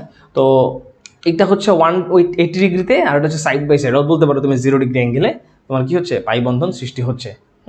এই যে দুইটি পরমাণু সমান্তর লক্ষ্য বিশিষ্ট দুইটি অরবিটাল অধিক্রমণের ফলেই কেবলমাত্র এটা হতে পারে। সো পাই বন্ধন সাধারণত পি অরবিটাল ছাড়া সম্ভব হয় না, ঠিক আছে, কারণ পি অরবিটালে কেবলমাত্র হচ্ছে তোমার এরকম সমান্তরাল লক্ষ্যে থাকে। ক্লিয়ার? আচ্ছা, সো আমরা সরাসরি এখন হচ্ছে এক্সাম্পলে চলে আসছি, আমরা এখন এক্সাম্পল সলভ করব। আচ্ছা, অনেকে প্রশ্ন করছো, আচ্ছা, তো একজন প্রশ্ন করছে যে আমি কি চ্যাপ্টার 3 পড়াচ্ছি কিনা। আচ্ছা ঠিক আছে, হ্যাঁ, তো এটা অবশ্যই অ্যান্সারটা হ্যাঁ হবে, আমি চ্যাপ্টার 3 পড়াচ্ছি। অনেকে কেন হা দিচ্ছে আমি জানি না, বাট ও সে হয়তো বুঝতে পারে নাই। আচ্ছা, তো ভাই s+d বা p+f ওভারল্যাপিং হয় কি না, বিষয়টা এরকম না। ওভারল্যাপিং সাধারণত p আর s এর মধ্যে হয়ে থাকে, ঠিক আছে, কারণ d আর f অনেক বেশি মানে কি বলে এটাকে, অনেকগুলো লুপ থাকে, তো এদের হচ্ছে ওভারল্যাপিং হওয়াটা খুব বেশি সহজ হয় না অন্যান্য। আচ্ছা, আমি একটু বুঝেই দেখো, তোমার d অরবিটালের আকারগুলো কিরকম, বা তুমি যদি এফ এর ক্ষেত্রে চিন্তা করো, এফ এর কিন্তু এক জায়গায় প্রায় 7টা-8টা করে এরকম লুপ থাকে। সো সে যখন অন্য কারোর সাথে ওভারল্যাপ হতে যাবে তখন অন্যান্য যেই কি বলে এটাকে ডাম্বেলগুলো থাকে সে কিন্তু বাধা দিবে তাকে অন্য কোনো অরবিটালের কাছাকাছি যাইতে। এই জন্য পি আর এস সহজে অধিক্রমণ হতে পারে, বাট ডি অথবা এফ কিন্তু সহজে বা হয় না, আসলে সহজ কথা, অধিক্রমণ মানে ডি এবং এফ এর কোনো অধিক্রমণ হয় না, ঠিক আছে। আচ্ছা, সো আমরা হচ্ছে এখন কোশ্চেন সলভে চলে যাই। সো এখানে বলছে যে নিম্নলিখিত যৌগসমূহকে আয়নিক ধর্মের নিম্নতর ক্রমানুসারে সাজাও। আচ্ছা, সো এখানে দেখো আসলে সহজ বিষয়ে প্রত্যেকেই হচ্ছে সোডিয়াম কমন, বাট হচ্ছে তোমার অ্যানায়নটা হচ্ছে ডিফারেন্ট। তো আয়নিক ধর্ম মানে কি? আয়নিক ধর্ম মানে হচ্ছে যে যৌগ সহজে আয়নিত হতে পারে। Simple simple answer. আচ্ছা, অর্থাৎ সহজে আয়নিত মানে কি? এখানে দেখো ক্যাটায়ন তো সবাই সেম, সো অ্যানায়ন যে সহজে হতে পারবে, অর্থাৎ যে সহজে ইলেকট্রন গ্রহণ করতে পারবে। সো ইলেকট্রন কে গ্রহণ করতে পারবে আগে বলো তো? যার ইলেকট্রন আসক্তি বেশি। সো অ্যান্সারটা হচ্ছে, আমি কিন্তু অলরেডি আগে একটা দেখাইছি, তারপর এখানে বলে দিচ্ছি, সেটা হচ্ছে সোডিয়াম ক্লোরাইড, দেন হচ্ছে সোডিয়াম ক্লোরাইড। মানে সহজ কথা হচ্ছে তোমার ইলেকট্রন আসক্তির সাপেক্ষে তুমি বিষয়টাকে সাজাবে।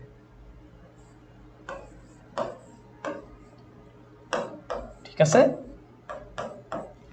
আচ্ছা, সো কেন এটা আশা করি বুঝতে পেরেছো, কারণ ক্লোরিনের স্পেস বেশি, সো সে বেশি তাড়াতাড়ি ইলেকট্রন গ্রহণ করতে পারবে। আচ্ছা, ঠিক আছে। এরপরে নেক্সট কোশ্চেন হচ্ছে নিম্নলিখিত যৌগসমূহকে বন্ধন কোণের নিম্নতর। আচ্ছা, এটা সম্ভবত এখানে ভুলে চলে আসছে কোশ্চেনটা। এটা হচ্ছে মেইনলি আমরা ভ্যাসপার থিওরি বা যখন শঙ্করায়ন পড়বো তখন পড়বো। ঠিক আছে, সো এই কোশ্চেনটা দরকার নেই আমাদের, নো নিড। আচ্ছা, নিম্নলিখিত যৌগসমূহ পানিতে দ্রাব্যতার নিম্নতর ক্রম অনুসারে সাজাও। অর্থাৎ কোন যৌগটা হচ্ছে তোমার পানিতে কম দ্রবীভূত হবে, ঠিক আছে, আর কোনটা বেশি দ্রবীভূত হবে সেটা আমাদের সাজাতে হবে। আচ্ছা, তো খেয়াল করো, যে যৌগটা পানিতে সহজে মিশে যাবে তার মানে তার আয়নিক হওয়ার সম্ভাবনা তত বেশি না? তো তাহলে তুমি কিভাবে অ্যান্সারটা করবে? তোমার যে যৌগর আয়নিক হওয়ার সম্ভাবনা বেশি সেই কিন্তু বেশি দ্রাব্যতা দেখাবে। ঠিক আছে, তাহলে অ্যান্সারটা হচ্ছে তোমার সিলভার ক্লোরাইড আগে, দেন হচ্ছে তোমার সিলভার ফ্লোরাইড, অ্যান্ড দেন হচ্ছে তোমার সিলভার ব্রোমাইড। তোমাদের যদি কারো কোনো ডাউট থাকে তোমরা কিন্তু অবশ্যই জিজ্ঞেস করতে পারো। ঠিক আছে, সিম্পল বিষয়, মানে দ্রাব্যতা যার বেশি, মানে যার আয়নিক ধর্ম বেশি তারই দ্রাব্যতা বেশি। ঠিক আছে,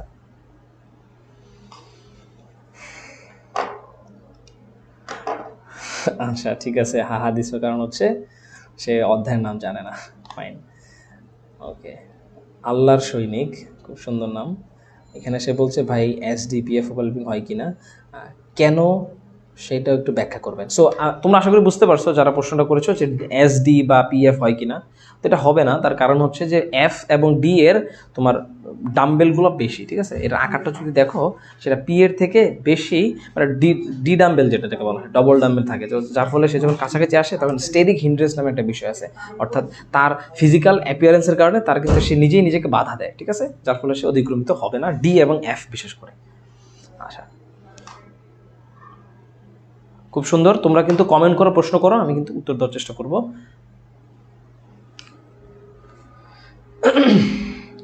আচ্ছা, এখানে হচ্ছে একটু হয়তো এডিটিংয়ে তাদের সমস্যা হয়েছে। তো প্রশ্নটা হচ্ছে চিত্রের মাধ্যমে দেখা হচ্ছে সিগমা বন্ধন এসএস এসপি পি অরবিটাল অধিক্রমের মাধ্যমে গঠিত হয়, কিন্তু পাই বন্ধন শুধুমাত্র পিপি অরবিটাল অধিক্রমের মাধ্যমে হয়। এটা কিন্তু আমি একটু আগে মুখে বলছি। আচ্ছা, সো দেখো, আচ্ছা এটা আমার মনে হয় এখানে দেখানোর প্রয়োজন নেই, তুমি আগে দেখলে বুঝতে পারবে। এই যে দেখো সিগমা বন্ধন কি হচ্ছে, দেখো এসপি ওভারল্যাপিং, ঠিক আছে, পিপি ওভারল্যাপিং আর এসএস ওভারল্যাপিং এর মাধ্যমে হতে পারে। কোথায় আমাদের এসএস ওভারল্যাপিং? এই যে দেখো এস, আরে কোথায় গেল, হ্যাঁ এই যে এসএস ওভারল্যাপিং। সো এই তিনটা চিত্র দেখালে কিন্তু হয়ে যাচ্ছে এসএস এসপি আর হচ্ছে পিপি। আচ্ছা ঠিক আছে, তারপরও যে আমি দেখাই দিচ্ছি, সমস্যা নেই। আচ্ছা, সো আমাদের এস এস ওভারল্যাপিংটা হচ্ছে এইরকম, এরকম কিছু একটা হবে আর কি। তারপর হচ্ছে এসপি যেটা, হ্যাঁ এসপিটা হচ্ছে তোমার, দেন এখান থেকে হচ্ছে তোমার এইরকম কিছু একটা আসবে। আচ্ছা, আর দেন হচ্ছে তোমার এটা তো মাস হয়ে গেছে মনে হচ্ছে। আচ্ছা, পিপি অরবিটালের ক্ষেত্রে তোমার মাঝখানে ছোট, মাঝখানে বড় আর দুই পাশে ছোট। ঠিক আছে, তো এইভাবে কিন্তু সে তোমার সিগমা বন্ধন গঠন করতে পারে। হ্যাঁ, আবার শঙ্কর অরবিটালের মাধ্যমে কিন্তু সে করতে পারে। বাট পাই বন্ধনের ক্ষেত্রে আমাদের মাথায় রাখতে হবে পাশাপাশি সমান্তরাল ভাবে কিন্তু তারা একটা আরেকটার উপর হচ্ছে অধিক্রম, মানে কি বলে এটাকে, ওভারল্যাপিং হয়। তো পাই বন্ধনের ক্ষেত্রে আমাদের মাস্ট কন্ডিশন হচ্ছে সেটা যেন পি অরবিটাল হয় এবং পাশাপাশি সমান্তরালভাবে যেন থাকে। ঠিক আছে, এটা তুমি চিত্রের মাধ্যমে দেখাইতে পারো। সাপোজ মনে করো আমরা এই ইথিনের ক্ষেত্রে দেখাতে চাচ্ছি। সো ইথিনের ক্ষেত্রে হচ্ছে এই যে কার্বনের ক্ষেত্রে এইটা হচ্ছে তোমার sp2 সংকরিত অরবিটাল। আচ্ছা, এই যে এখানে হচ্ছে কানেক্ট হচ্ছে, আর বাকি এই যে পি অরবিটালটা ছিল, হ্যাঁ পি অরবিটাল যে ছিল এইটা হচ্ছে তোমার পাশাপাশি ওভারল্যাপ হয়ে তোমার পি বন্ধন তৈরি করবে, ঠিক আছে, পাই বন্ধন তৈরি করবে। আচ্ছা, আমরা নেক্সট প্রশ্নে যাই। এবার বলছে যে C2H4 যৌগে পাই বন্ধন গঠন কোন কোন অরবিটাল অধিক্রমণে দায়ী। সো আমি সুন্দর করে অ্যান্সারটা দিয়ে দিচ্ছি, সেটা হচ্ছে পাই বন্ধন গঠনের ক্ষেত্রে তোমাদের কি লাগবে, পি পি, ঠিক আছে, তুমি সুন্দর করে অ্যান্সার দিতে পারো, P/2A বলতে পারো। সো পি অরবিটালে শুধুমাত্র দায়ী, ঠিক আছে, এটা হচ্ছে অ্যান্সার। আচ্ছা, হ্যালোজেন সময়ের গণনাঙ্কের ক্রম কি? সো হ্যালোজেন সময়ের গণনাঙ্ক কিভাবে আমরা বুঝবো? আচ্ছা, তুমি সাধারণ স্টেট থেকেও চিন্তা করতে পারো। যেমন দেখো, তোমার ফ্লোরিন কিন্তু গ্যাস, ঠিক আছে, আর ক্লোরিন গ্যাস, ঠিক আছে, ব্রোমিন তরল, তারপর আয়োডিন তরল। সো তুমি কি বুঝতেছো, যত নিচের দিকে যাচ্ছে সেটা কিন্তু আস্তে আস্তে একটু তুলনামূলক বেশি গণনাঙ্ক বিশিষ্ট হচ্ছে। সো আমরা সুন্দর করে বলে দিতে পারি গণনাঙ্ক ক্রমটা হচ্ছে তোমার ফ্লোরিন সবচেয়ে কম, তারপর ক্লোরিন গ্যাস, এরপরে ব্রোমিন, এরপর হচ্ছে, ঠিক আছে, ব্রোমিন পানি বলা হয়। সো বুঝতে পারতেছো যে বিষয়টা কিভাবে কাজ করে। সবচেয়ে বেশি গলনাঙ্ক হচ্ছে তোমার আয়োডিনের, আয়োডিন কিন্তু হার্ড, কঠিন। আচ্ছা, সক্রিয়তার উচ্চকম অনুসারে নিষ্ক্রিয় গ্যাসগুলোকে সাজাও। আচ্ছা, সক্রিয়তা কি বুঝি আমরা, সক্রিয়তা কিভাবে বুঝি, মানে যে সহজে বিক্রিয়া করে, ঠিক আছে। তো সক্রিয়তার ক্রমানুসারটা যদি আমরা সাজাতে চাই, সহজ বিষয় হচ্ছে যে যত বেশি স্টেবল, হ্যাঁ, সে কিন্তু তত কম সক্রিয়। আচ্ছা, সো উপর থেকে নিচে কি আমরা বিষয়টা চিন্তা করতে পারি কিনা? আচ্ছা,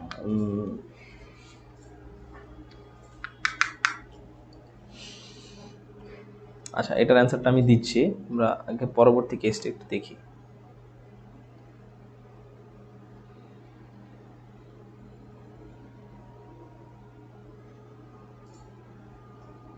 আমাদের একটা সিকিউ সলভ করতে হবে, কয়টা বাজে?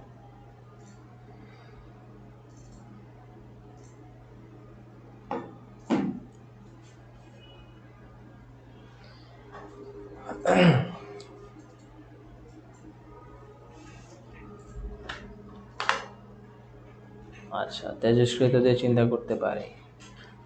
হ্যাঁ, তেজস্ক্রিয়তা দিয়েও চিন্তা করা যায়, খুব ভালো কথা বলছো। তো তেজস্ক্রিয়তা দিয়ে চিন্তা করি, সেক্ষেত্রে যেটা যত বেশি নিচে, ঠিক আছে, তার রেডিও অ্যাক্টিভিটি কিন্তু বেশি, মানে সে সহজে বিক্রিয়া করবে, বা ঠিক আছে, বা সে তাড়াতাড়ি ক্ষয় হয়ে যাবে। তো সেই হিসাবে সবচেয়ে নিচের যে সে হচ্ছে এখানে আসতে পারে। তো আমি একটু লিখে দিচ্ছি এখানে।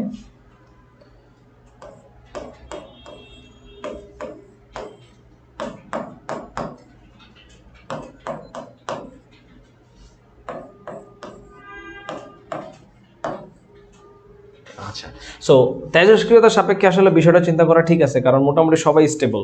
সো তেজস্ক্রিয় যে বেশি, সে তাড়াতাড়ি মানে তার বিক্রিয়া দেখাচ্ছে। সো সেই হিসাবে চিন্তা করলে সক্রিয়তা সিরিজটা হচ্ছে এইভাবে হওয়া উচিত। আচ্ছা, সো যে কথাটা বলেছো আল্লাহর সৈনিক, খুব সুন্দর অ্যান্সার, ধন্যবাদ তোমাকে। আচ্ছা, এক্স এন আর এন, আচ্ছা ঠিক আছে। আচ্ছা, স্টেবল কিভাবে চিন্তা করে, সহজ কথা হচ্ছে লাস্ট দেখো, তোমার নিষ্ক্রিয় গ্যাস কেন নামকরণ করা হয়েছে, কারণ এরা নিষ্ক্রিয় সাধারণত বিক্রিয়া করে না, তাই না? তো এর মেইন কারণটা হচ্ছে তোমার এর সর্বশেষ শক্তিস্তর মানে অরবিটালগুলো কিন্তু পরিপূর্ণ, ঠিক আছে, একদম সবাই, হিলিয়াম থেকে শুরু করে রেডন পর্যন্ত। তো তেজস্ক্রিয়তা দিয়ে আমরা আসলে এক্সপ্লেন করতে পারি যে কে বেশি সক্রিয়, ঠিক আছে, রেডন কিন্তু সবচেয়ে বেশি সক্রিয়। আচ্ছা, এরপরে প্রশ্ন হচ্ছে যে টিন ডাইক্লোরাইড আর টেট্রাক্লোরাইডের মধ্যে কোনটি বেশি সমযোজী বৈশিষ্ট্য প্রদর্শন করে? আচ্ছা, সো এইটা আসলে তো এখানে আসা উচিত হয় না, এটা তো ফাজারের নীতি থেকে চলে আসছে, এটা আমরা নেক্সট ক্লাসে আলোচনা করব। আচ্ছা, সো দেখো এখানে কিছু প্রশ্ন হচ্ছে যে নিম্নলিখিত যৌগগুলির রাসায়নিক সংকেত লেখো। তো তোমরা কে কে কোনটা পারো আমাকে কিছু একটু জানাও, ঠিক আছে, আমাকে একটু কমেন্টে জানাও যে কে কে এই রাসায়নিক সংকেতগুলোর মধ্যে অ্যান্সারগুলো জানো। একটু দেখতেছি তোমরা কি জানাচ্ছ।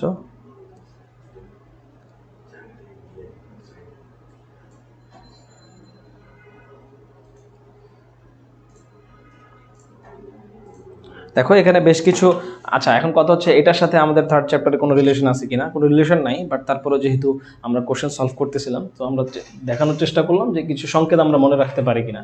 আচ্ছা, তো আমি কিছু লিখতেছি, তোমরা কিছু লেখো,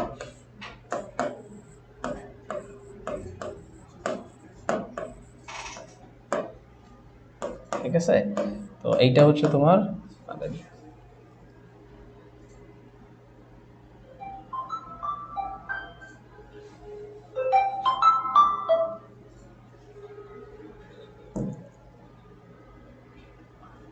ঠিক আছে, NH2 আমাদের কিন্তু প্রায় শেষ, NH2 দুইটা থাকবে CO, ঠিক আছে। আচ্ছা, তো আমি দুইটা সলভ করে দিচ্ছি, তোমরা দুইটা সলভ করো। আচ্ছা, এখানে তো 5টা আছে না? আচ্ছা ঠিক আছে, সমস্যা নেই। স্যালিসাইলিক অ্যাসিডটা আমি কিন্তু কালকেও দেখাইছিলাম।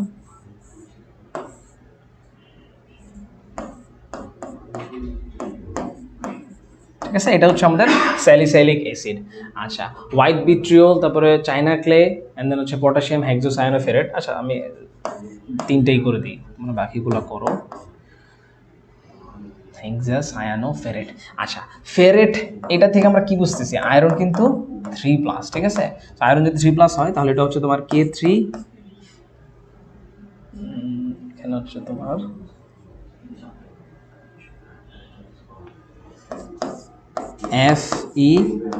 FeCN6। হ্যাঁ, 3 মানে হচ্ছে 3 পজিটিভ, ঠিক আছে। যদি এটা তোমার সায়ানোফেরেট না হয়ে যদি অন্য কিছু হইতো, ঠিক আছে, ফেরি হইতে পারে, তো সেই ক্ষেত্রে কিন্তু আমরা এখানে 4 ইউজ করতাম। আচ্ছা, দেখি তোমরা কোন অ্যান্সার করেছো কিনা। চায়না ক্লে আর হচ্ছে হোয়াইট ভিট্রিয়ল। হ্যাঁ,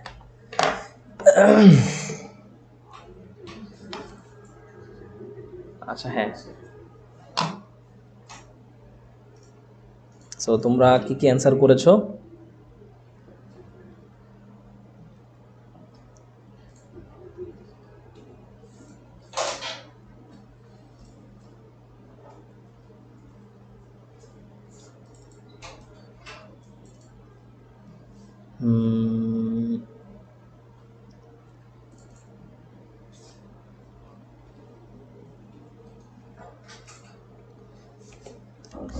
আচ্ছা হ্যাঁ, তোমরা 2 নম্বরটার অ্যান্সার ঠিক দিচ্ছ। আমি যেগুলো লিখিনি তোমাদের ওইগুলোর মধ্যে অ্যান্সার করো। অর্থাৎ আমি বলতে চাচ্ছি চায়না ক্লে এবং হোয়াইট ভিট্রিয়ল। দেখি কে পারতেছো, ঠিক আছে। যে আগে পারবে তার নামটা হচ্ছে আমি কমেন্ট থেকে পিক করব। আচ্ছা, দেখি কে পারতেছো। না পারলে আর কি আমাকেই দেখাইতে হবে।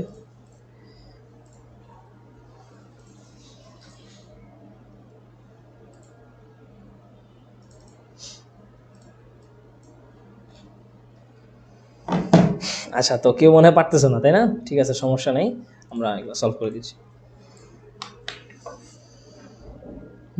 আচ্ছা, একজন বলছো কপার সালফেট 5:2, না ওটা হচ্ছে ব্লু ভিট্রিয়ল, ঠিক আছে।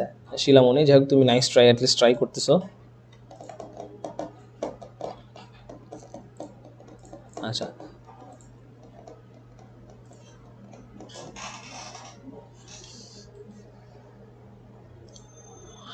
আচ্ছা ঠিক আছে, সো অনেকে বলতেছে পারি না। আচ্ছা ঠিক আছে, অ্যান্সার দিয়ে দিচ্ছি। দেখো এখানে হোয়াইট ভিট্রিয়ল সিম্পল বিষয়, তোমার জিঙ্ক সালফেটের সাথে যদি 7 অণু পানি থাকে তখন এটাকে আমরা বলবো হোয়াইট ভিট্রিয়ল। আর চায়না ক্লে হচ্ছে অ্যালুমিনিয়াম অক্সাইড, ঠিক আছে, 2 অণু সিলিকা আর হচ্ছে 2 অণু পানি। এটা পূজার কিছু নেই, জাস্ট মুখস্থ, ঠিক আছে। জাস্ট আমি ভাবলাম যে মাঝখানে কিছু নিয়ে আসি। আচ্ছা, সো তোমরা যারা আগে থেকে পারতা বাট লিখতে পারো নাই, দেখে রাখো, তোমরা মিস করলে আর কি। আচ্ছা, নিচের কোনটি সিগমা বন্ধন নয়? তো আমি কি বলছিলাম, সিগমা বন্ধন শুধুমাত্র তোমার শঙ্কর অরবিটাল হতে পারে, নর্মালি হতে পারে, কিন্তু সিগমা বন্ধনের পাই বন্ধন কিন্তু শুধুমাত্র তোমার সাধারণ অরবিটাল ক্ষেত্রে হবে। কোনো অ্যান্সার? আচ্ছা, কি বলতেছি আমি, দাঁড়া আবার বলি। সিগমা বন্ধনের ক্ষেত্রে অপশনগুলো দেখো আগে। এটা কি হচ্ছে? পাই পাই অধিক্রমণ হচ্ছে। আচ্ছা, এটা কি পাই সিগমা?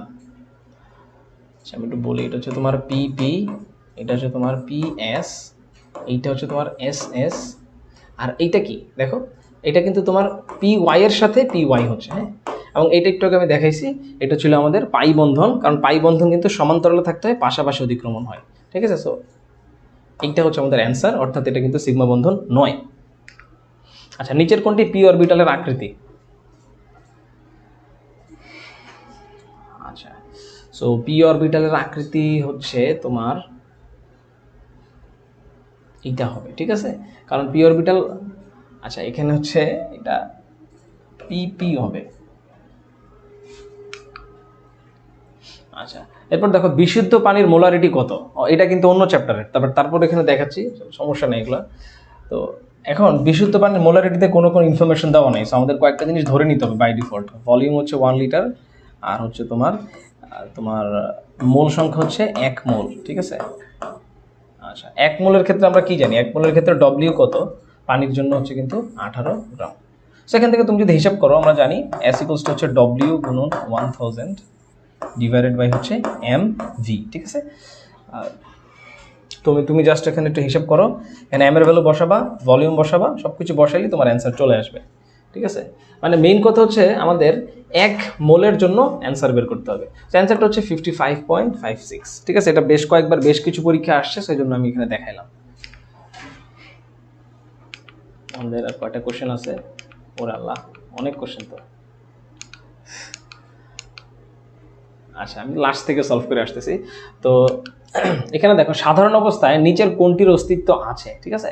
তো সাধারণ অবস্থায় নিচের কোনটির অস্তিত্ব আছে, এখানে দেখো 15 নম্বর গ্রুপের এইটা ডি মানে কি, দ্বিতীয় গ্রুপের ক্ষেত্রে এটা হচ্ছে তোমার নাইট্রোজেন, ঠিক আছে। সো এইটা হচ্ছে তোমার মেইনলি, আরে এটা হচ্ছে তোমার মেইনলি নাইট্রোজেন গ্যাস, জি হচ্ছে তোমার পর্যায়ে, তো এইটা তো তোমার আর্গন, ঠিক আছে। আর্গনের তো তোমার এগুলো হতেই পারে না, টু হতে পারে না। তুমি যদি E3 এর ক্ষেত্রে খেয়াল করো, এইটা হচ্ছে তোমার P3, এটাও হবে না। আচ্ছা, F4 কোনটা? F4 হচ্ছে তোমার ক্লোরিন 4, হ্যাঁ, এইটাও হবে না। অ্যান্সার হচ্ছে D2। আচ্ছা, তারপরে বলছে কোন গ্রুপের উপর থেকে নিচের দিকে নামলে মৌলের, আচ্ছা কোন গ্রুপের উপর থেকে নিচের দিকে নামলে মৌলের অধাতব বৈশিষ্ট্য হ্রাস পায়, ধাতুর সক্রিয়তা হ্রাস পায়, আয়নীকরণ শক্তি, তিনটেই হ্রাস পায়, ঠিক আছে। কারণ উপর থেকে নিচে গেলে কি হয়, আকার বৃদ্ধি পাচ্ছে। সো অ্যান্সার হচ্ছে তিনটাই। কোনটির আয়নিক আকার সবচেয়ে ছোট? আচ্ছা, আয়নিক আকার ছোট বড় কিভাবে বুঝবো আমরা? ওই যে বললাম ইফেক্টিভ নিউক্লিয়ার চার্জ, অর্থাৎ ভিতরে যদি প্রোটন বেশি থাকে আর বাইরে যদি তোমার ইলেকট্রন কমও থাকে, বাট ওই প্রোটনের কারণে কিন্তু সে আকর্ষিত হয়ে ছোট হবে। আচ্ছা, সো তুমি যদি এখানে লক্ষ্য করো, এখানে কিন্তু প্রোটন কয়টা? 11টা প্রোটন, 10টা ইলেকট্রন। আচ্ছা, এখানে যদি লক্ষ্য করো 12টা প্রোটন, 10টা ইলেকট্রন। ফ্লোরিনের ক্ষেত্রে 9টা প্রোটন, 10টা ইলেকট্রন, মানে ইলেকট্রন কিন্তু সেম। সো আমাদের জাস্ট হচ্ছে প্রোটনের সাপেক্ষে এক্সপ্লেইন করতে হবে। এটা হচ্ছে 8টা প্রোটন, 10টা ইলেকট্রন। সো ইলেকট্রন সবারই সেম, কিন্তু যার প্রোটন বেশি হবে তার আকার সবচেয়ে ছোট হবে। অ্যান্সার হচ্ছে ম্যাগনেসিয়াম, কারণ প্রোটন বেশি হওয়ার কারণে সে ভিতরের দিকে বেশি আকর্ষণ করবে, সো আকারটা ছোট হয়ে যাবে। আচ্ছা, এরপর হচ্ছে এখানে বলে দিছে 6, 7, 8, তার মানে হচ্ছে তোমার কার্বন, নাইট্রোজেন, অক্সিজেন, হ্যাঁ, 3টি মৌলের হাইড্রোক্সাইডগুলোর মধ্যে কি কি সত্য। আচ্ছা, সো আমরা সুন্দর করে লিখে দিই এখানে। এটা হচ্ছে তোমার কার্বন, নাইট্রোজেন, অক্সিজেন। তো দেখো, কার্বন এবং নাইট্রোজেনের হাইড্রেটের মিশ্রণটা কি, হাইড্রেটের মধ্যে সমস্ত মিশ্রণ পিসি। আচ্ছা, আমি অপশনগুলো দেখি।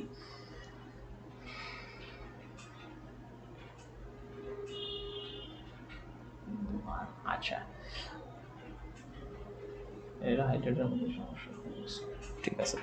দেখো এখানে তুমি যদি একটু দেখো, হাইড্রাইড মানে কি, CH4, ঠিক আছে, মিথেন। আর তোমার বি কোনটা? নাইট্রোজেন। নাইট্রোজেনের হাইড্রাইড হচ্ছে তোমার অ্যামোনিয়া।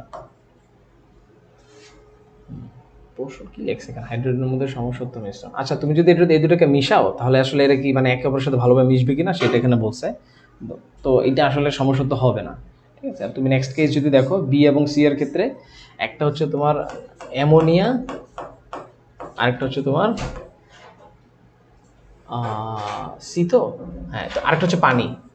তো পানির মধ্যে তুমি যদি অ্যামোনিয়া দাও, তাহলে সেটা মিশবে কিনা, হ্যাঁ, এটা কি কেন মিশবে কিনা চিন্তা করো। দেখো, অ্যামোনিয়া হচ্ছে তোমার, সরি, এটা হচ্ছে পোলার যৌগ, আর অ্যামোনিয়া কিন্তু নিজেও একটা পোলার যৌগ। সো পোলার যৌগ, এটা অ্যামোনিয়া গ্যাস হবে। তো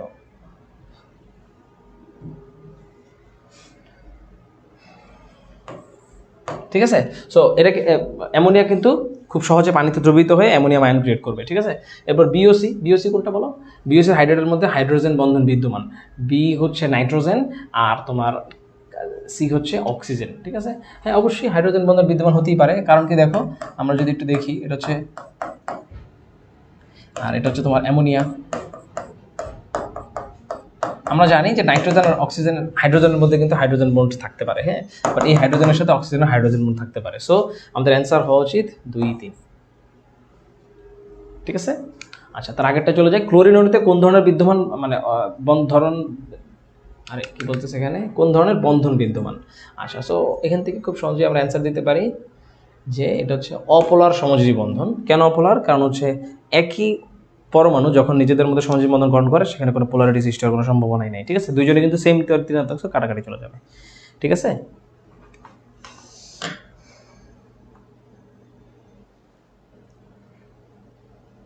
আচ্ছা আচ্ছা, অনেক ধরনের প্রশ্ন করতেছো, আমরা একটু তাড়াতাড়ি শেষ করতে হবে। কোন মৌলটির আয়নীকরণ বিভব বেশি? ঠিক আছে, কোন মৌলটির আয়নীকরণ বিভব বেশি সেটা তুমি কিভাবে চিন্তা করবা বলছিলাম, কিন্তু আকারের সাপেক্ষে যদি চিন্তা করো। আচ্ছা, সো তুমি যদি খেয়াল করো, বোরন এটা হচ্ছে 4, এটা হচ্ছে 6, 7, 8। হ্যাঁ, প্রত্যেকে কিন্তু 2 নম্বর গ্রুপে। ঠিক আছে, তুমি যদি বাম থেকে ডানে যাও সবার শেষে কি আসবে? অক্সিজেন।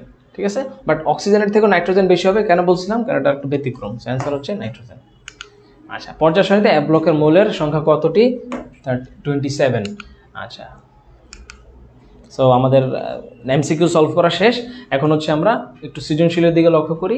দেখো, এখানে বলছে 2টা গ্রাফ দেওয়া আছে এবং বলেছে যে তুমি লাস্টের দিকগুলো যদি দেখো, বলছে 1 নং লেখচিত্রে এ এর আকার বি এর অপেক্ষা বড়, কিন্তু এর সুস্থিত আয়নের আকার এর আয়ন অপেক্ষা ছোট, ব্যাখ্যা করো। আচ্ছা, সো এখানে বিষয়টা তোমার সুস্থিত আয়ন বা যেটাই হোক, তুমি কিভাবে চিন্তা করবা বিষয়টা, বড় কিভাবে হয়। আচ্ছা, আমরা একটু দেখাই কোনটা কোনটা, এ এবং বি কোনটা।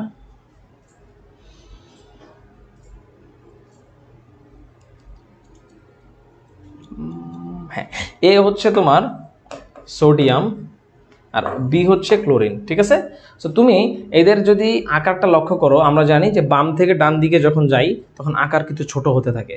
ঠিক আছে, বাট এদের সুস্থিত আয়ন বলতে এখানে কি বোঝানো হচ্ছে? সুস্থিত আয়ন মানে হচ্ছে তোমার ক্লোরাইড আয়ন আর হচ্ছে সোডিয়াম প্লাস আয়ন। ঠিক আছে, তো ক্লোরাইড আয়নের ক্ষেত্রে যদি তুমি লক্ষ্য করো, ঠিক আছে, এখানে তোমার প্রোটন কয়টা? 17টা। ইলেকট্রন কয়টা? 18টা। সোডিয়ামের ক্ষেত্রে যদি লক্ষ্য করো, এখানে প্রোটন কয়টা? 11টা। ইলেকট্রন কয়টা? 10টা। আচ্ছা, সো আচ্ছা, এখানে কি বলছে? কিন্তু এ এর আয়নের আকার বি এর সুস্থিত আয়নের আকার ছোট। এ এর আয়ন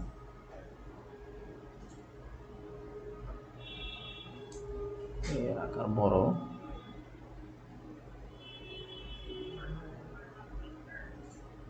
আচ্ছা, মানে ওরা যেটা বলছে মেইনলি সোডিয়ামের আকারটা বড়, কিন্তু সোডিয়াম আয়নের আকারটা, সোডিয়াম আয়নের সুস্থিত আয়ন অপেক্ষা এর সুস্থিত আয়ন আকার বি এর সুস্থিত আয়ন আকার ছোট। তাই না, এরকম তো হওয়ার কথা না। প্রশ্নে কোনো ঝামেলা আছে? যাই হোক, আমরা এই প্রশ্নটা অ্যাভয়েড করি, কারণ এখানে বিষয়টা হচ্ছে সুস্থিত আয়ন তুমি যেটাই চিন্তা করো না কেন, সোডিয়াম কিন্তু ছোটই হবে। ঠিক আছে, এখানে মেইনলি প্রোটন সংখ্যার একটা পার্থক্য বা শক্তি স্তরের পার্থক্য আছে, সহজ বিষয়। আচ্ছা আচ্ছা, উদ্দীপকের লেখচিত্র দুটির প্রকৃতি ভিন্নতা ব্যাখ্যা করো। আচ্ছা, এখানে আমরা কি দেখতেছি? গলনাঙ্কর বিষয়টা খেয়াল করো। তোমার বাম থেকে ডানে যেতে যাচ্ছে সাধারণত বাড়া উচিত ছিল, হ্যাঁ, কিন্তু এখানে পরিবর্তনটা কোথায় হয়?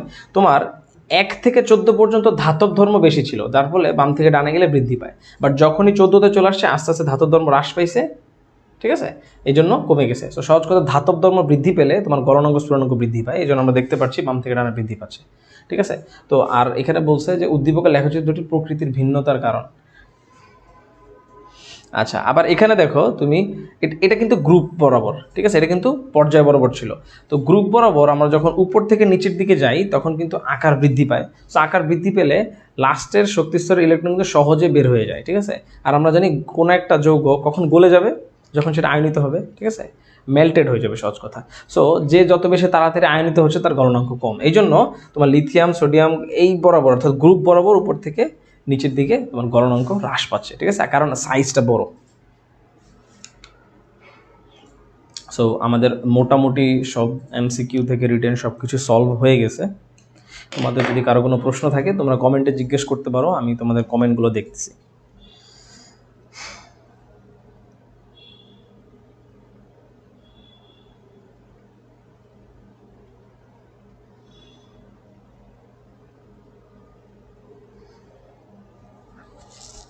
আচ্ছা, হ্যাঁ হ্যাঁ হ্যাঁ, দাঁড়াও, তোমাদের এই জিনিসটা একটা ভালো অ্যান্সার দিচ্ছে একজন।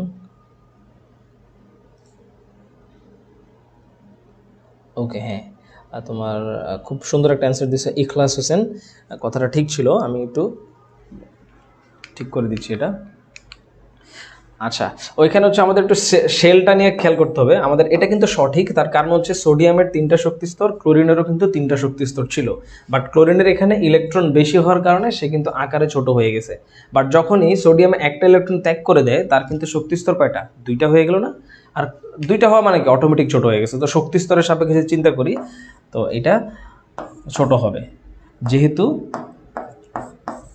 Sodium plus A n equal to 2, ঠিক আছে। আর ক্লোরিন 3 এটা যেমন তেমনই আছে, এখানে কিন্তু n equals to 3। That's why আমরা বলতে পারি যে সোডিয়ামের আকারটা ছোট। যেই কমেন্ট অ্যান্সারটাকে দিয়েছো তাকে অনেক অনেক ধন্যবাদ, ইখলাস হোসেন। আচ্ছা, তো তোমাদের মধ্যে একজন জিজ্ঞেস করতেছে কিউমেনের সংকেত কি। আচ্ছা, কিউমেনের সংকেত এখানে দরকার আছে বলো তো? কিউমেন কিন্তু জৈবযোগের অ্যান্সার, সো জৈবযোগের প্রশ্নের অ্যান্সার আমরা জৈবযোগে দিব, ঠিক আছে। আচ্ছা, অ্যান্সারটা হ্যাঁ তোমরা দুজনে দিছো আর কি, পাশাপাশি ছিল।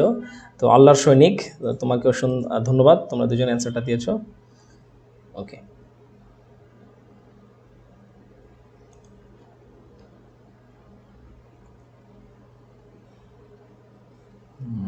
আচ্ছা। সো তোমাদের আর কোনো কোনো প্রশ্ন থাকলে তোমরা কমেন্টে জিজ্ঞেস করতে পারো, আমরা অ্যান্সার দিয়ে দেব।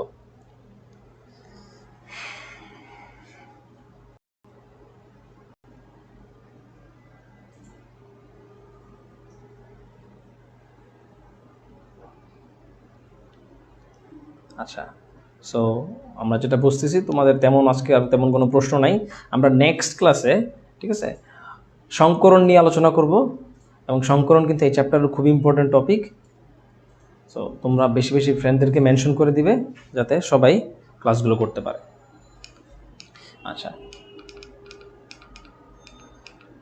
তো লাস্টে আবারও বলতেছি, তোমরা ক্লাস করার সাথে সাথে নিজেকে যাচাই করার জন্য এইচএসসি মডেল টেস্ট সাবস্ক্রিপশনে অ্যাপ্লাই, মানে কী বলে এটাকে, তোমরা এনরোল করতে পারো অনেক হিউজ ডিসকাউন্টসে। মাত্র 777 টাকায় তোমরা অনেক বেশি এক্সাম দিতে পারবে, এবং তোমাদের বেসিক ঝালাই করার জন্য তোমাদের জন্য কিন্তু test paper solve class, model test solve class সহ তোমার কিন্তু সিলেবাস ভিত্তিক ক্লাসও থাকবে।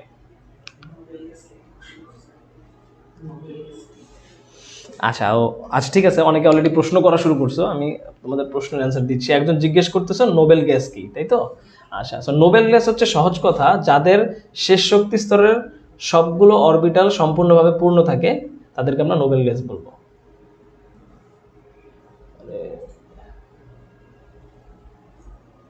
হ্যাঁ ঠিক আছে, তো আমি তোমাদের প্রশ্নের উত্তরগুলো দিচ্ছি। একদম যে জিজ্ঞেস করছো যে নোবেল গ্যাস কি, নোবেল গ্যাস হচ্ছে সহজ কথায় তোমার গ্রুপ 18-এর প্রত্যেককে নোবেল গ্যাস বলা হয়, ঠিক আছে, যেটাকে নিষ্ক্রিয় গ্যাস বলি আমরা, ঠিক আছে। কেন নোবেল? কারণ হচ্ছে ওরা মহৎ, মানে বলতে পারো ওদের স্ট্যান্ডার্ডে কিন্তু আমাদের অন্যান্য পরমাণুগুলোকে নামকরণ করা হয়, ঠিক আছে। যেমন সাপোজ তুমি যদি এখানে দেখাই, আমি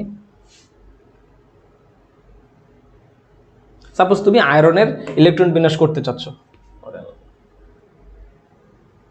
ঠিক আছে, আয়রন ইলেকট্রন বিন্যাস করতে চাও, তখন কিন্তু খুব ইজিলি তুমি লিখতে পারবা যে আর্গন, হ্যাঁ, তারপরে তুমি বাকিটুকু লেখো 3d6 4s2। সো দেখো এখানে কিন্তু আমরা আর্গনের সাপেক্ষে চিন্তা করছি। সো ঠিক আর্গনের নিচে যদি চলে যাও 36-এ, হ্যাঁ, বা নিচে যেটা আসে আর কি, সহজ কথা 18 যোগ করলে যেটা আসে, কত আসছে, হ্যাঁ, তো 44-এ যদি যাও, সেই ক্ষেত্রে কিন্তু তখন আমরা আর আর্গন না, আর্গনের নিচে যেটা ছিল সেটা নিয়ে চিন্তা করব, ঠিক আছে। তো সহজ কথা হচ্ছে নোবেল গ্যাস তারাই যারা গ্রুপ 18-এ থাকে এবং যাদের স্ট্যান্ডার্ড আমরা অন্যান্য পরমাণুকে হিসাব করে থাকি। হ্যাঁ, তো কি বলছো তোমরা? নার্ড গ্যাস, হ্যাঁ সেটাই। আচ্ছা, তো শিলামণি বলতেছো তোমার প্রশ্নটা দেখতে, তোমার প্রশ্নটা কি ছিল? আচ্ছা, অনেকে শেষের দিকে কম বুঝেছো, কি বুঝো নাই আমাকে বলতে হবে। ওরা নোবেল কারণ ওরা কারো কাছ থেকে ইলেকট্রন দেয় না, হ্যাঁ সেটাই, তোমরা উত্তর খুব ভালো দিচ্ছ। তো তোমাদের আর কোনো প্রশ্ন থাকলে জিজ্ঞেস করতে পারো, আমরা উত্তর দিব। আর যদি প্রশ্ন না থাকে তাহলে হচ্ছে আমরা ক্লাস এখানে শেষ করে দেব।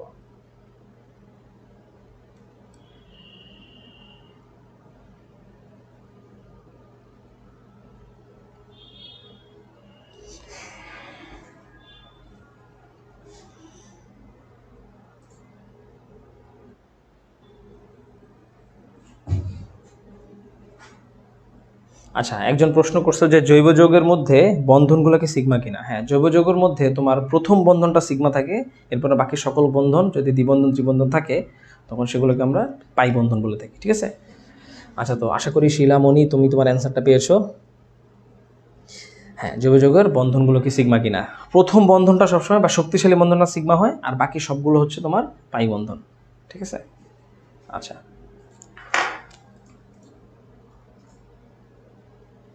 ওকে। সো তোমাদের মোটামুটি প্রশ্ন পর্ব মনে হচ্ছে শেষ হয়ে গেছে। আর যাদের প্রশ্ন যে এই ক্লাসটা কোথায় পাবো আমরা, সেটা হচ্ছে রেকর্ডেড ক্লাস তোমরা ইউটিউবে পাবে, এবং যদি এই পিডিএফটা দরকার হয় সেক্ষেত্রে তোমরা রুট স্টাডি অ্যাপের ভিতরে কিন্তু গিয়ে 40 ডেজ মিশন কোর্স যেটা আছে সেখানে গিয়ে খুব ইজিলি কেমিস্ট্রি সেকশন থেকে ডাউনলোড করে নিতে পারবে। আচ্ছা, ঠিক আছে, তাহলে আজকে এই পর্যন্তই। ভালো থাকো তোমরা। আল্লাহ হাফেজ।